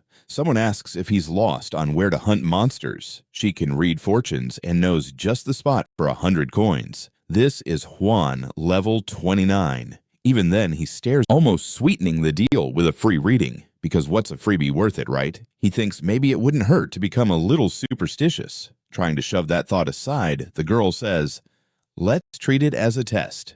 A board lights up with golden sparkles. She sets to work chanting and reading his fortune. She says he's in deep waters right now. She recommends he check out the Valley of Kings. Yup, he's definitely being spied on, and in the safe zone, he's safe from his stalkers. The premier rookie hunting ground is the Ash Plains, but there's likely an assassin lurking there just waiting for him. If he ventures to Victory Peak, he'll be a goner since only players above level 15 go there. But the Valley of Kings is open for players at least level 10, so it's a chance he might just pull off. No traps expected there, and if he has to face everything solo, so be it. As he heads off, he thanks the fortune teller for the heads up, but she's puzzled why he's going solo since he's almost at the Valley of Kings. Once there, he asks if the monsters are really tough. Suddenly, a loud roar shakes the air and military is involved in monster hunting. However, he needs to sign up with a guild before diving in. Newbies have to do this since they are easily wiped out by monsters on their lonesome and should only take on hunts in groups. A guild is basically a team, and it aids in the growth of new players, and he can't wait to see which guilds he might team up with. The lady receiving him believes he is John Kai and tells him that at this moment, he can't join any guild because he ticked off the Hu Wang family. He's blacklisted from all of them, so he's flying solo from now on. Even within the safe zone, there are tons of people in the selection zone without a guild. He wonders if his adventure is going to wrap up before it even kicks off. Someone asks him if he's unsure where to hunt for monsters. She reads fortunes for others and can pinpoint the best spot to hunt for just 100 coins. She's Juan, level 29. Nonetheless, he can pinpoint the best hunting spots for just 100 coins. That's Juan, level 29. Still, he stares at her like she just grew a third eye. Turning away, he apologizes because he's an atheist. She insists, so, to the point of offering him a free reading, knowing it won't cost him a dime. He says it's not too late for him to jump on the superstitious train. Trying not to dwell on it, the girl wants to treat it like a trial. A board lights up with a golden glow. She starts chanting her incantations and it as a way to test his fortune. A board starts shining with a golden light. She recites her incantations and key phrases, gazing into his future. She tells him he's in a pinch right now, and to wriggle out of it, she recommends he take some initiative. He should venture to the Valley of Kings. Indeed, he's being watched, and in the safe zone, he can't be targeted by his pursuers. The first hunting ground for rookies is the Ash Plains, but there's probably an assassin lurking there already. If he heads to Victory Peak, he might kick the bucket since only players above level 15 are allowed. The Valley of Kings is for players above level 10, so it's a chance he can handle. There shouldn't be any traps there for him, and if he has to go all in by himself, that's a level 10 which he just might handle. There shouldn't be any traps for him there, and if he has to brave it all solo, then so be it. Thanking the fortune teller for her guidance, he sets off on his journey. Guidance. But she was baffled why he'd go solo, as she thought her prediction was for him to team up. Going alone would be madness. Trying not to think about it, she hopes he comes out alive. Back in action, and not about to leave her a 1-star review. He's already on his way to the Valley of Kings. Once he gets there, he can't help but wonder if those monsters actually pack a punch. Suddenly, a deafening roar echoes through the valley and he spies on the leaves fluttering around. A gigantic chomper of a mouth made that noise. The colossal gorilla sees those folks as if they're just pesky bugs. They're trying to tough it out against its rampage. This guy's a level 11 monster, a massive black gorilla, and those players think they can take it down. All they need to do is keep pushing, watching the whole circus from his hideout. Both the players and the beasts are packing some serious muscle, and he wonders if he could hold his ground if he had to face one. While he's pondering, a funky smell sneaks into his nostrils nearby. A bunch of gorillas has caught his scent. He springs away just in time. This wasn't by chance. His wrist device is buzzing with warnings of some serious trouble ahead. The weakest of those gorillas is level 12. At the same time, that poor squad of explorers is just trying to take down a level 11 gorilla. They whip around to see what's going on. They finally spot several gorillas chasing after one explorer like it's some sort of jungle game. Kai thinks he might just have stumbled into their backyard. Seeing this, they ponder whether they should rush in to save that unfortunate dude, but the captain quips that no matter how it went down, jumping in might just mean signing that better for them to hightail it out of there like yesterday. While they watch, they see the first level 12 gorilla taken down. Those weapons are really doing wonders for Kai. With just 5 swipes, he nails an outrageous critical hit. They are left slack-jawed as the kid easily takes down a gorilla that's stronger than the one they bagged. He's feeling confident he can handle them. Getting prepped for another go, he zooms in on a second one. His fierce attack zooms toward the beast. Another gorilla bites the dust, leaving only one in the fray. This time, he scores a critical hit with just a single strike, letting everyone know that now Kai just needs to settle scores with the last thug. Spotting that the last one packs quite the punch, the captain of the other team isn't convinced it will go down without a fight. Kai's down to 3 daggers, and he's running low on stamina. He needs to believe that his chances for a critical hit. He gears up to launch his attack, tossing the 3 daggers like they're candy. His gamble is that he will take it down. They zoom towards the fuming gorilla, and it roars in agony as the blades make contact. Kai cheers as he lets loose those last 3 blades. He really pulled off a critical hit. The gorilla's body crumples life. Still, Kai didn't think it'd be such a beast of a task. With 3 corpse cards in hand, he feels like a superhero, ready to tackle whatever comes next, so he carries on with his hunting spree. Meanwhile, the other team is kicking themselves for not introducing themselves to him sooner. He's feeling all pouty, thinking one of his companions. In the expansive PLS, a crowd forms. They didn't see that coming. It's the Huang family's Falcon Squad out for blood. They're stacked with strength, being all at level 20, and they're on the lookout for John Kai. They're hounding a woman for info about where they last spotted him. They're there to get revenge for the Huang family, which is riled up. The woman spills that the kid headed to the Valley of Kings, and he could be lurking there. Tossing her to the ground, they threaten that if she's fibbing, they'll return to haunt her. This group is the top of the cream for players up to level 20. Kai is in hot water, but the girl chimes in that for the rude ones, fortune tell. After a long day of hunting, Kai is already breezing through to level 6. The rulers say the gorilla carcass is worth a bundle since it's tough to snag. If he keeps this up, he won't have to sweat his brother's medical bills. Just then, someone asks if he'd like to team up for a hunt. There's a sizable crew of hunters. Altogether, there are 3 teams. If he hops on board, he can snag some rewards. The gorillas drop goodies, and they want to know if he's interested in joining. Kai replies that he's flying solo for now, no hunting squad to call his own. But the eager young man insists, saying they need just one more bot. At the summit of one, a few folks are gathered. They show off an elite treasure chest that they've been eyeing since elite gorillas are all muscle and no mercy. They need him to stir the pot with one of them. He'd serve as bait while the other teams take care of the rest. After he gets back, he could grab his slice of the pie. That elite chest boasts more loot than the average. Kai is keen on getting one of those, but these people expect him to play the role of a sitting duck. Given that reality, it's clear they don't think he'll waltz back alive. Stuck in this pickle, he can't back out, so he decides to roll with them. Off they go, ready to strike, with each knowing their role in this crazy plan. The gorillas catch wind of the hunters creeping in, and now their leader bellows that the hunt has officially kicked off. Kai's got to be the one to grab the attention of one of them. There he is, all set to pull his weight in the plan. The first phase of the operation starts with the gorillas cluing into the hunter's presence. Now their leader announces that the job has begun. Kai needs to grab one of their eyeballs to distract. There he stands, prepped and primed to play his part in the grand scheme. Surprise!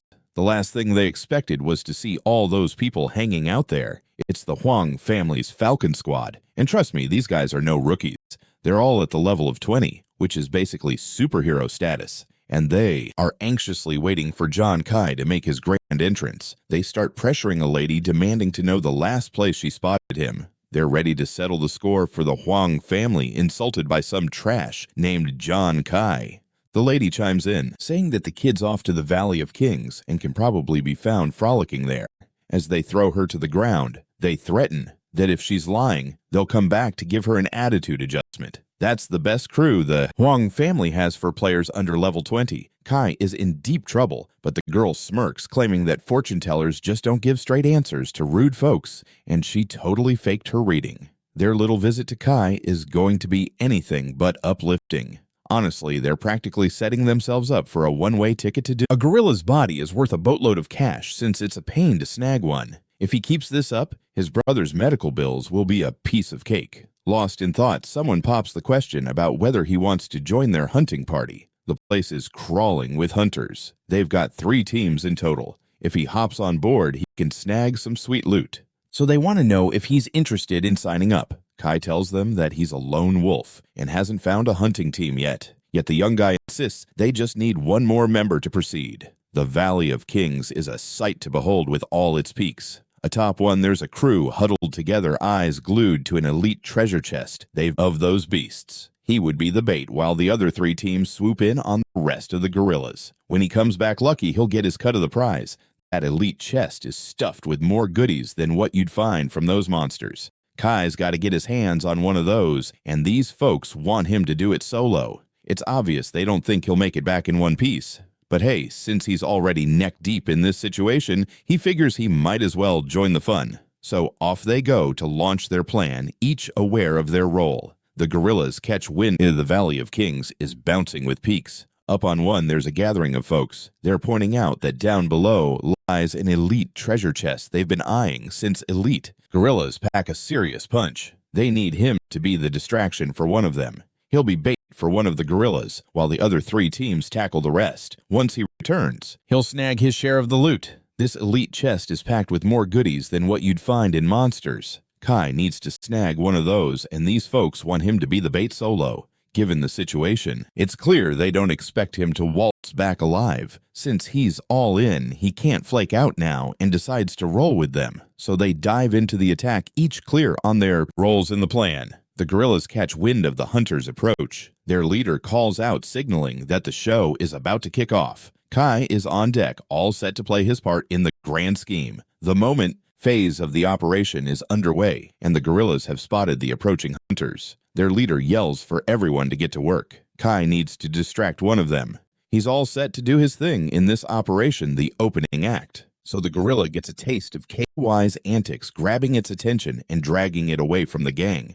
Their leader gets all chummy, realizing KY actually managed to help out. Soon one team will be one less to carve up the spoils. The other monkeys are swinging into action with some serious aggression. Kai knows he's playing a dangerous game running away like this. That elite gorilla It's like a bodybuilder compared to standard ones. Any regular explorer would have been toast by now, but lucky for him, he's not your average explorer. He chucks his daggers at the beast, and each one finds its mark. The gorilla stumbles around like it just had a bad date. Finally, the beast collapses, curtains drawn. Nima, the level 15 elite gorilla, couldn't take K's critical hits. Now, it's K's turn to use those explorers to snag the treasure chest. They hustle, but it looks like they're no match for the elite gorillas. Their leader is doing his best to keep everyone on track, while Kai just sits back taking a hit from one of the massive gorillas. As they're in the thick of it, he slips into the cave. Just a little stroll, and he'll have what he's after. Turns out there's a treasure chest chilling there, and popping into the cave was a piece of cake. All it took was taking down one elite gorilla to get there. But before he can reach for the chest, a roar echoes in the cave, and a splash of slobber lands on his shoulder. Surprise, another gorilla guarding the shiny loot launches itself at Kai in a rage. This one's a level 20 elite gorilla, and the other guys didn't even know it was lurking around. Unlike the rest, this guy packs a punch. It even blocks the cave entrance with its massive frame. No escape route. Time to box it out. His daggers hit like a baseball on a Sunday, but they just can't break through its tough skin. Not even a stab to the eyes does any good. With 23 points of defense, our boy K's current attack is like a fly swatter against a tank. With just 9 points of dagger penetration, it's all for naught. As he's lost in thought, the giant gorilla winds up to attack. Kai gets walloped, slamming into the jagged rocks inside the cave. He's tasting defeat, trying to wrap his head around what just happened. The gap between them is colossal, but he's not about to give in. Dying out here means no access for a whole month to this dimension that would make him lose his little wager with the army commander, and he'd be stuck leaning on the military. Slowly, he feels himself fading. A voice calls out to him to wake up. It's like he's in a daze, being cradled in someone's arms without a clue how he got there. His brother is carrying him, hoping he can keep his eyes open amidst the ruins of what was once a city. He's doing everything possible to save his little bro, trying to take him away from that battlefield-turned wasteland 10 years back. Given all that quitting isn't an option, his brother went through so much to keep him and their sister safe during the chaos. With one of his daggers back in hand, he's not ready to throw in the towel yet. The power from the dagger surges through him. He's not done fighting. The giant gorilla devours him whole. Just as it gulps him down, it looks satisfied. But not for long. It soon realizes it's in the midst of the worst pain ever. Its head goes, pop, scattering bits of gorilla all over. Now its lifeless carcass flops to the ground. Kai claims victory. Fortunately, the defense inside its mouth wasn't as tough as the outside. It was like breaking through a tough hide, just like he did with that Wolf King. Now he can finally lay hands on that elite chest, even if his strength is running on empty. Regardless, that loot belongs to him now. After nearly an hour, the others finally manage to wrap up the fight with the elite gorillas outside. They're throwing a little party, thinking the boy KY led one of them away and is probably dead, which means fewer mouths to feed when it's time to split the bounty. When they finally hit the cave to grab the treasure chest, though the scene that greets them isn't quite what they had pictured, there's nada left to grab. Their leader starts shouting in despair, flipping out because that elite chest was supposed to be in this cave. One of the crew mentions he saw that kid head into the cave during the battle, but kept quiet, thinking he was losing his marbles since there was no way he could still be alive. Then the grumbling starts, the captain's getting an earful because they've been at this for days, and some of them need a paycheck. But all the captain can focus on is how that boy totally outsmarted them. Meanwhile, Kai is chilling in another part of the valley. He thinks he might have shaken those guys and takes a peek at his system screen. Surprise, he still hasn't opened the treasure chest. His eyes sparkle with glee at the treasure he's snagged. The chest is brimming with good stuff. Precious gems, equipment, you name it. This haul is worth way more than the monster bits. He's about to cash in big time. But wait, something else catches his eye. There's another piece of gear in there. He slips on the gloves, which have a fiery emblem on each. Still, he can't figure out if they boost attack or defense. The moment he puts them on, he feels lighter and stronger. Maybe his agility and strength have leveled up with this new jolt of energy. He decides to test it out and see if there's a noticeable change in his attacks. The daggers soar through the air right after he throws them. Mid-flight, flames encircle them. Yup, that has to be the effect of the gear causing those flames to spark. The colors of the flames vary, with some being deadlier than the rest. Regular flames are practically useless in battle, only good for roasting marshmallows. Since these flames are just average, maybe those gloves were intended for some gourmet cooking. Just as he's pondering this, a tremendous booming sound reverberates through the forest, like a beast's growl. A massive gorilla's hand crashes into the ground. He decides to test the waters and see what happens when he swings into action. Daggers launch through the air like they're on a mission. Mid-flight, fiery flames dance around them. Must be the effect of whatever item is causing those flaming shenanigans. There's a whole rainbow of flames, with some being a lot more lethal than the others. Normal flames. Yeah, good luck with those in a fight. They're only good for cooking dinner or roasting marshmallows. Since these flames are just basic, maybe his gloves are just for culinary purposes. He chuckles at the thought when suddenly a thunderous roar erupts from the forest like a wild beast unleashed. A massive gorilla's hand slams down hard on the ground. So there are 4 elite elemental gorillas in front of him, and he's not sure if one of them got caught in the crossfire of that wild attack he unleashed while testing out those snazzy new gloves. Just one of those gorillas is already a huge problem, and now there are 4. The only move he's got left is to try and... The system is quick to chime in, announcing that he can't get past their defenses, and his damage applies as a big fat 0. Not exactly the best day for Kai. But hey, at least he picked up on the fact that the gorillas figured out they need to keep their mouths shut to stay safe. Realizing he's in way over his head, Kai, who knows, he might actually kick the bucket here. But one of those gorillas is already losing health because of the flames. And before you know it, they all start going down in health. Kai is scratching his head, totally baffled by how the flames are spreading like wildfire. With every passing second, their health, those flames are out of control, and the other gorillas are helpless bystanders. Kai stares at the inferno, utterly confused about how it escalated so quickly. A tiny ember flares up and lands on one of the gorilla's furry chests. The gorilla swats it away with one big hand. Everything's moving at lightning speed. But here's the kicker. Kai can't wrap his head around why these giant creatures are catching fire all of a sudden without any good reason.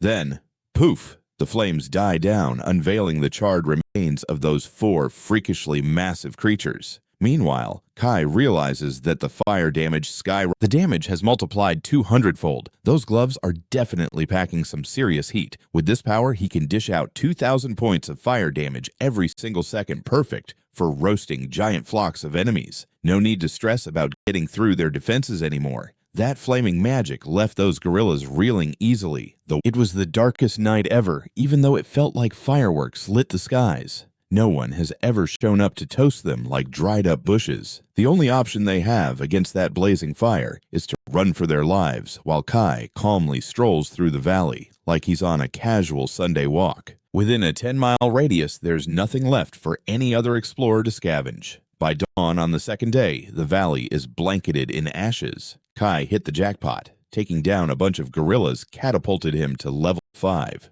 With those gloves, there's not a single creature below level 20 that can match him in area damage, not to mention he's about to cash in big time. But then he glances up at the sky and feels a wave of loneliness. He misses the good old days of playing around with his friends. Even though he hasn't heard from them, he imagines they're doing just fine in the army. In King's Valley, one of his buddies is frustratingly aware that someone wiped out all the gorillas. Meanwhile, a guy stands up and tells the recruits to ease up on the negativity. This is a dangerous area for rookies, which is why they've turned up empty-handed, and they weren't any luckier with Kai around. This feels like a level 38 explorer's domain. They can only hope to stumble upon a stray gorilla still lurking about, and boy do they miss Kai. 3 days slip by, and one explorer grumbles that all he's finding are run-of-the-mill gorillas. Too easy, Hanan keeps pushing them to focus on Kai, which feels like a waste of their prime time. But still, one explorer pipes up that it is what it is. The others turn their heads to hear him out,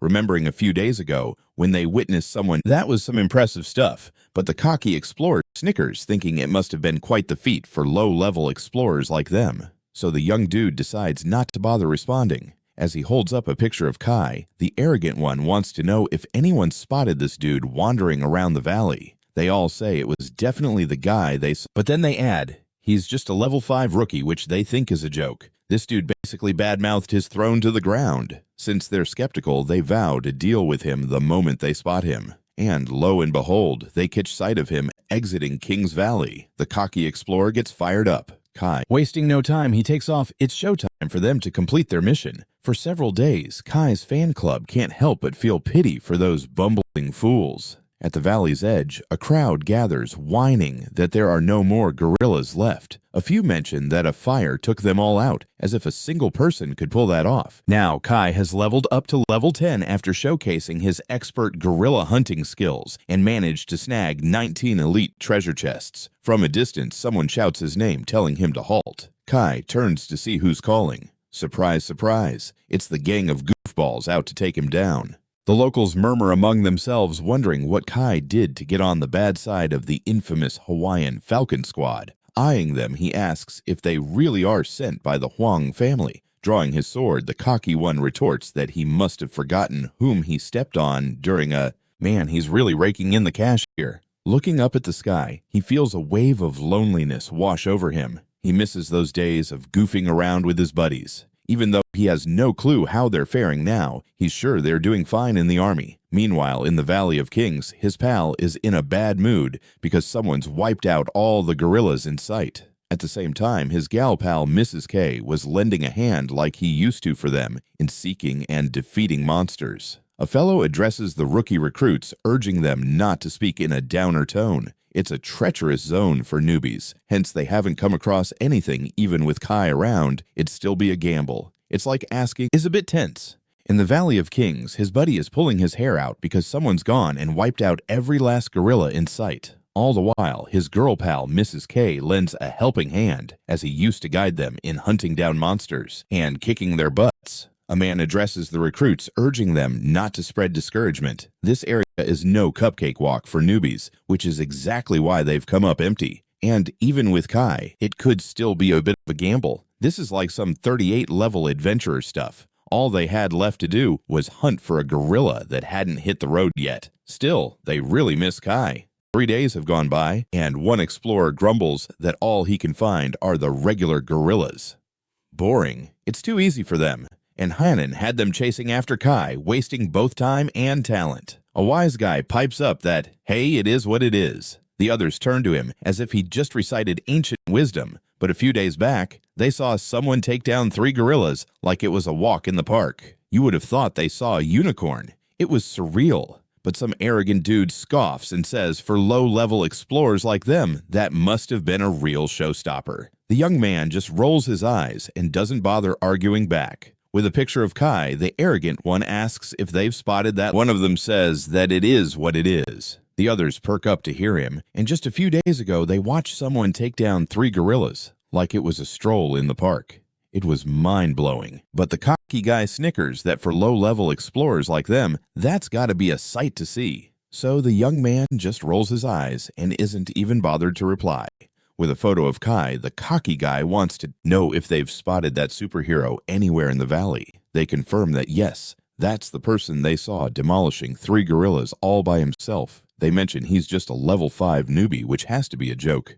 The fabricator is busy crafting his throne out of thin air. Since they think it's a load of crap, they'll take care of him once they find him. And look at that. They just spotted him exiting the Valley of Kings. Cue the happy dance from the arrogant dude because Kai is right there. Without missing a beat, he darts off. Time to complete their mission. After days of tracking, Kai's fan club is left feeling sorry for those dim-witted folks. At the valley's exit, a crowd loiters about, whining there are no gorillas left in the area. Some blame it on a wildfire that toasted them all, and now they're stuck waiting around. No way could a single person have pulled that off. Kai's now crossed over to level 10 after taking down all the gorillas and managed to snag 19 elite chests. From a distance, someone shouts his name, ordering. One guy is on cloud 9 because Kai is lurking nearby. Without wasting a second, he starts to move. It's their time to ace the mission. After several days of searching, Kai's mega fans can only feel sorry for those clueless folks. At the valley exit, a crowd has formed, whining that there are no more gorillas around. Some claim a fire wiped them all out, and now they are stuck waiting.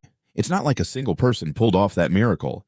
Kai has leveled up to 10 after taking down all the gorillas and racked up 19 elite treasure chests. From a distance, someone yells his name and tells him to stop moving. Kai turns around to see who's barking at him. It's the bunch of fools who want to throw him off his game. People are aware this is the Hawaiian family's Falcon Squad and wonder what he did to tick them off. Looking at them, he asks if it really was the Huang family that sent them. Drawing his sword, the cocky guy smirks and says he must have forgotten who he pissed off during so it turns out everyone is here just to take him out. Kai gears up to defend himself, but then he drops the line about self-defense and asks if they're really going to go through with this. They don't care about that. All they want is the cold, hard cash. Since it's all about the money, Kai decides not to show any mercy whatsoever. Next thing you know, his daggers start flying straight toward the dimwits. They gob. Some of them manage to dodge the flying daggers, but much to their surprise, they're already catching a little burn, and they're making fun of the so-called minimal damage. The spectators are flabbergasted that basic fire is being used in a fight, and they think it's only a matter of time before Kai bites the dust. To stoke their curiosity, he wonders out loud what would happen if the fire started packing more of a punch. It doesn't take long for the first guy to start losing 2,000 health points every single second. Before you know it, he's surrounded by flames so thick you can barely see his flailing body. His buddy in a panic sees that there's no escape and tries to shake it off, but is utterly clueless as to why this little flame is stealing his life like it's an all-you-can-eat buffet. The other two, who are just lightly singed, start freaking out. Next thing you know, they join their fearless leader, turning into 2 human torches. The rest are straight up lined up for the fire pit desperate. Before they can scream for mom, they are snatched up by the insatiable flames. Their bodies begin to sizzle away while they're completely powerless to stop it. The system chimes in to inform Kai that he just wiped out that team, and surprise, surprise, he snagged their experience. The crowd can't believe their eyes since they were all so sure they'd get the upper hand on him.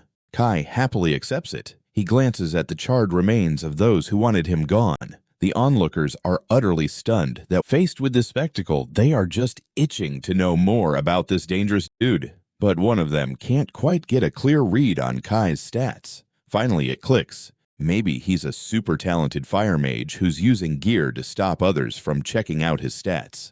Taking a look at his status window, Kai chatting with the system guy, he's also curious about why others can't see his attributes. His skills grant him bonus attributes, which keeps similar level players from sizing him up. If that's the case, that's not too shabby, because it helps him avoid becoming a target. Arriving at the town shop, he's all set to sell off his loot. Salesperson barely takes a glance, since, let's be honest, hardly anyone strolls in there with anything worthwhile. Kai tells her he's got a few items, but asks how much they'd fetch. Considering his scruffy appearance, she's not expecting to find treasure. That's when her jaw drops at everything laid out before her. Plus, he's still got 19 elite chests he pulled from the Valley of Kings. Presenting his loot, he's eager to learn how much it's all worth. The salesperson is completely flabbergasted since usually folks just sell one-off items, and this player looks like a walking warehouse. She shakes her head to clear her thoughts. Now pumped, she says she'll do the math because she's the best salesperson in the game. 1,000. Altogether, he's sitting on 180,000 coins worth of merchandise. Each of these coins converts to 10 in real-world cash, which adds up to 1,800,000 more than enough to take care of his brother's health. This way, he managed to win that bet with the army commander. He's off the hook when it comes to joining the military. As he's leaving, the fortune teller calls out to him, specifically saying he got a free fortune reading. Do her a solid, and Kai listens patiently, ready to hear her out. She wishes to join his team and hopes to fight by his side in the future, but he just turns around and says goodbye, leaving the girl feeling irritated by his attitude. She mentions that the military often decides what's considered useful or not, changing gears, equipment, since it seems he has a penchant for grabbing things for free, and this might be her last shot in the game. Then Kai asks if she's also broke, and if she's given up on cashing in here. She wishes she hadn't. But there isn't a single team that's interested in someone who only predicts fortunes and nothing else. When the military proclaimed that being a fortune teller was a decent gig, she took it, but later switched to being a fortune teller. However, once she switched, she got stuck. The army ditched fortune tellers, and as a result, nobody else wanted them either. Unable to join a team, she spends her days hanging around thinking that if she returns to Earth, her life won't really change.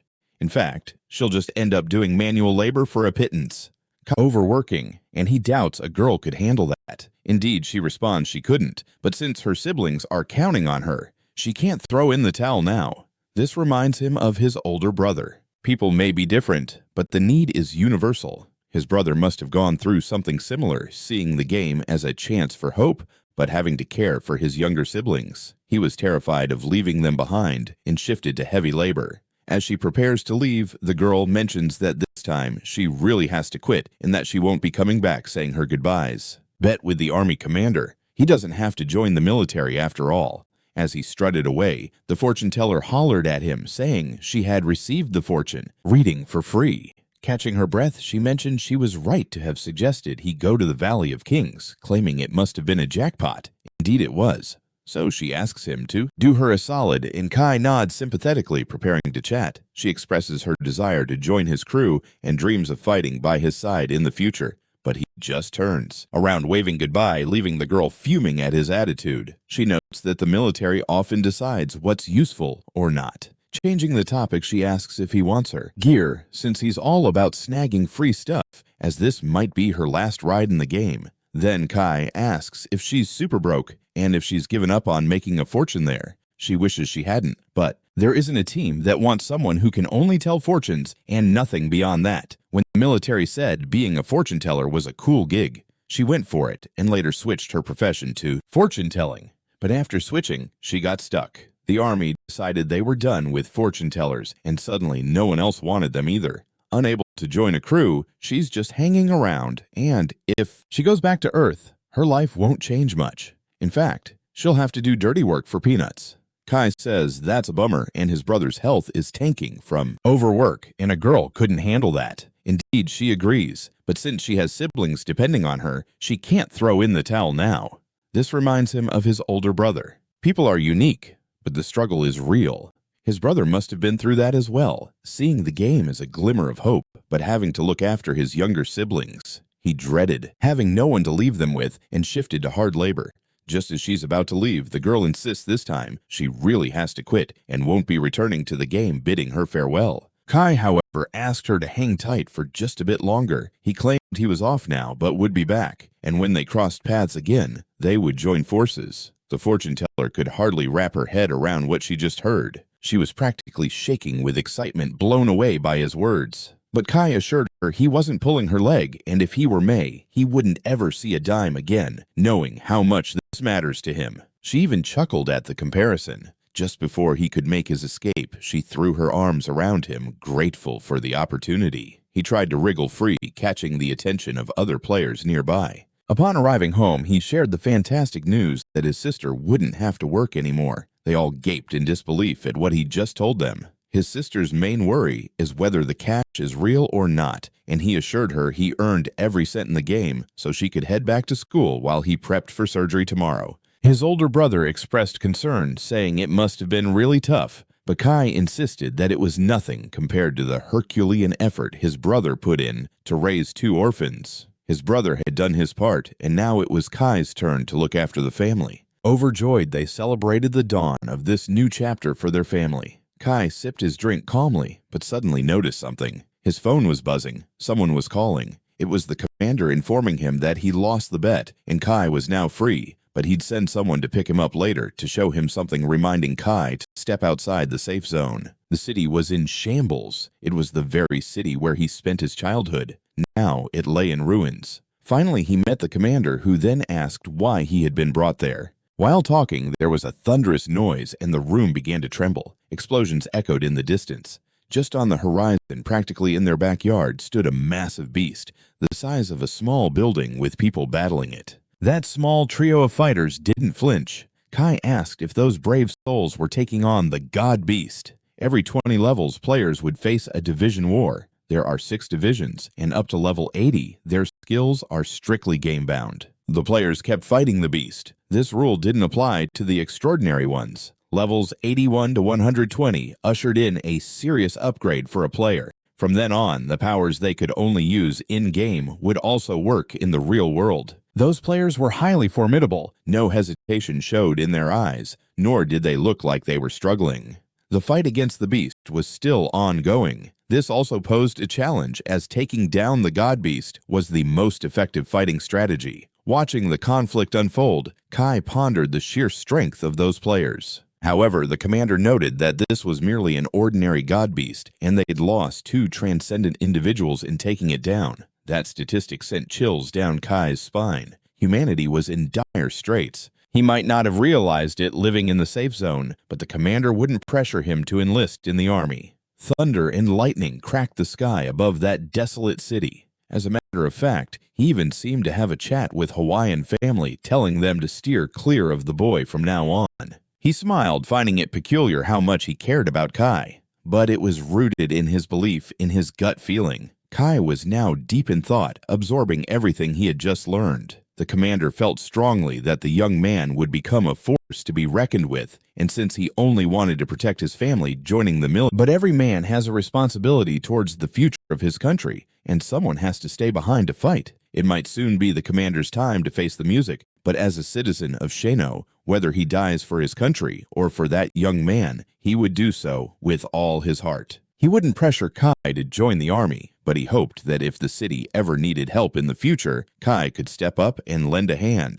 After a few days of resting on Earth, he made his way back to Koster. All right, he didn't anticipate the commander expecting so much from him. Now it was time for him to focus on himself and hunt for some real monsters, as he wasn't planning to keep running into gorillas anymore. What popped up on his radar now was a ghostly banshee that could wipe someone out with a single strike, instilling terror in its victims. It was immune to attacks coming from over 10 meters away and could pack quite a punch up close. For any explorer, this realization made him pause. It seemed far trickier than facing gorillas, meaning he needed to gather a team. The fortune teller was taking a snooze on the street. The sign read that she was waiting for the captain and did not wish to be disturbed. Kai gently roused her and asked if she had been waiting there since the last time he logged on. All she could do was express her joy, claiming she knew he would return, and Kai reassured her. She looked at Kai and mentioned that she had found a companion who could be really beneficial to their mission. If he helped with monster hunts, it would be fantastic.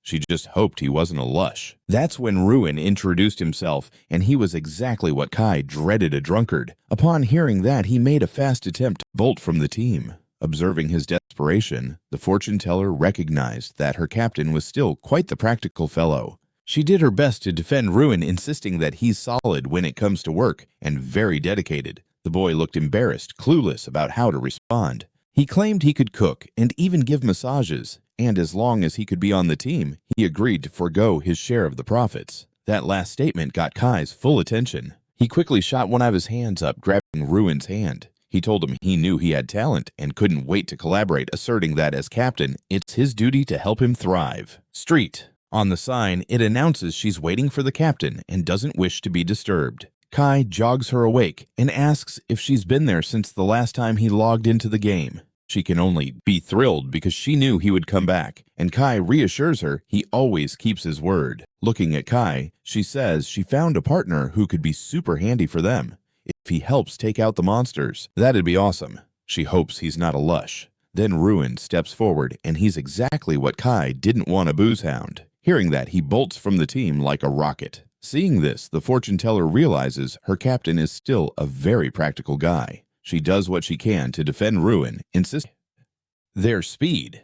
This made the fortune teller realize her captain is still pretty down to earth. She does everything she can to stand up for Ruin, saying he's a solid worker and super committed. The kid looks flustered, unsure how to respond. He can cook and give massages, and as long as he gets to be on the team, he promises not to touch the loot. That last part made Kai completely alert. He quickly raises one of his hands, clutching Ruin's hands. He said that he knew he had loads of talent and couldn't wait to team up, and as his captain, he will definitely take him along to They're in the spooky banshee hunting zone, and Ruin's a mess as usual, asking if that's how he always is. The fortune teller shrugs and says, "That's just him, baby." Welcome to the Valley of Kings, where the top-tier banshee monster shows up to cause a ruckus. Suddenly, a ghostly hand bursts through a door. It's the level 20 banshee ready to snipe players from afar. A few spectators are in the mix, and Kai notes she's no joke. If they mess up, it's game over for them. He warns everyone to play it cool because they can only combat her up close. He keeps insisting they need to hush up, but when he turns to Juan, he realizes she's been silent as a ninja. He demands silence again, and she's like, "I haven't said a word, dude." Turning around, he's itching to find out who's been yapping this whole time. Spoiler alert, it's the drunken guy snoring away and causing a ruckus. In his sleep, he's loudly toasting to the captain like he's at a party. That little noise tip-off alerts the Banshee, and she gets ready to zero in on their location. She closes in and unleashes a terrifying scream. Panicking, he turns to Juan, wigging out, because the slosh guy isn't much help against monsters right now. Now they're all caught in the hit zone of her scream. Kai is feeling the effects, and shockingly, even the useless drunk is affected in his snooze state. It's like they all just got a VIP pass to the incapacitated club. With no plan in sight, the Banshee creeps closer and closer. The drunkard in his wild dreams says, "Who's this beautiful lady?" and makes a lunge at her. He sails over her like an Olympic diver, thinking he's on a romantic mission. He proclaims it's fate that they cross paths and starts feeling her face like he's in some twisted romance novel. Suddenly their fear status vanishes and Kai starts to think maybe Ruin's got some magic touch over her. Now that she's got a cooldown on her attack, it's their chance to get rid of this beast. No pressure, right? Out of nowhere, Ruin freezes the monster in place, making it an easy target for Kai to give her a big ol' kiss. Spoiler alert, this isn't going to end well for her. Boom! She explodes right there like a fireworks show. Smoke billows into the air as Ruin snaps awake from his daydream, confused about where his lovely wife went. Kai is all smiles with the victory, and the fortune teller is cheersing that their captain can wipe out an elite monster like a champ. But Ruin, he's in total despair over his love's explosive end. He laments that she was the love of his life, and he's devastated he can't love again. Kai's shaking his head, asking if Ruin's like this all the time, and the fortune teller replies, he's just a sad drunk with awful tastes in women. She trots off to snag the monster's card, while Kai can't help but think about how the Banshee's scream didn't faze the drunkard one bit. What's up with that? He realizes that's not what he was expecting at all. If that's really the case, he figures he better strike while the iron's hot. While he's lost in thought, the fortune teller returns with a treasure chest. Turns out the drunkard is the ultimate natural artifact to handle these monsters. His cheeky grin has the fortune teller wondering just what kind of trouble brought him into the forest. They wander into another creepy banshee area, and one lets out a blood-curdling scream. But guess what? Kai's got a plan this time. Like a Pokemon master, he sends his drunkard into the ring. The Banshee wails in frustration, while the drunk just lumbers on, unfazed, declaring that she must be absolutely gushing for his cuddly physique. He's swooning over the idea of them getting hitched. This is his moment to strike while she's all disoriented. The daggers shoot like missiles toward her. Once again, the drunkard's kiss of true love leads to another explosion right at his feet. The system flashes a message that Kai just took down another Banshee Ruins, grumbling, with a headache, trying to wrap his mind around where his beloved went. Fuming, he throws shade at his teammates, blaming them for blowing up his lady, and just like that, he face plants into the ground once again. Meanwhile, the other two are itching to hunt down another Banshee before Ruin's right mind returns. After 3 solid hours in this mayhem, Ruin's lost 11 wives to fiery mishaps. As time drags on, he's lamenting over 23 lost wives. The longer they hang around, the more wives he has to grieve over. But hey, they did gather a bunch of loot thanks to Ruin's misfortune. They snagged 35 treasure chests, and with all that experience, Kai leveled up twice now, sitting pretty at level 14. The only cost Ruin's poor heart, who's whispering that his buddies are absolute monsters. And hold up, there's more. They racked up 2 skill cards. The first one lets heavy rain happen if the user has a good amount of brain power. A skilled user could whip up lakes with this trick. Since Uyan is at level 29 and loaded with mental strength, he hands that card over to her, causing her to beam with joy. This is her second skill besides fortune telling, and now she doesn't feel like a total slacker anymore. Bowing in gratitude, she declares he'll forever be her brother. Kai, a bit annoyed with mushiness, gives her a playful tap on the head. The other skill, it's for a secret profession and disappears after use. If so, users can whip up entire lakes this way. Since Uyan is already at level 29 and has ample mental strength, he decides to gift this card to her, making her over the moon. This is her second skill besides fortune reading, and now she doesn't feel entirely useless anymore. Bowing before him, she declares he'll forever... Like he's got more than just fortune-telling skills, and she's feeling less useless now. Bowing to him, she says he'll always be her brother, and Kai claims she totally earned the card. Annoyed by her sweet gesture, he gives her a playful tap on the head. The other skill is for a secret profession. It activates a skill that can only be used once before it disappears. If that's the case, I want to whip out that card right now, since only a top-secret profession is allowed to flash it. You should give it a whirl anyway. Now he can strut his stuff at the pickpocket casino. Any player who dares to stare at him for a half hour will lose 1,000 attributes, which will zoom right over to Kai. But don't worry, after the clock ticks down, those attributes will boomerang back to their original owner. Kai asks if that's all it can do, and the system replies, yep, he can't wrap his head around the fact that something so underwhelming only snags 1,000 points of an attribute from someone. Once he figures out how this works, he realizes it's not going to be that handy. Just then, Ruin finally stumbles awake from his booze-fueled slumber. He's clutching his head like it wants to roll away because of a monstrous headache.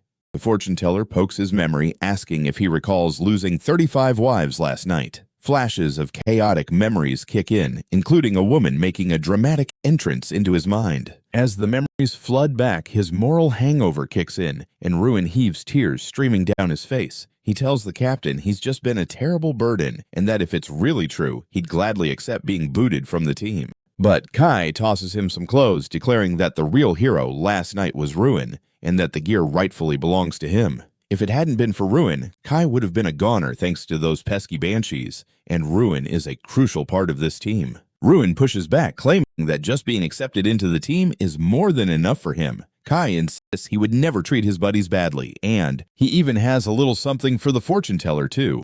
This totally catches her off guard. Now, Kai looked like a prince straight out of a cheesy romance novel. She gazes at him with stars in her eyes. Ruin echoes those sentiments, astonished at the captain's generosity. They both bow, pledging to stick by him forever, and Kai awkwardly asks them not to go overboard like that. And that's a wrap on this video. If you want to catch the next episode, hit that notification bell, and we'll see you next time on Tob's channel.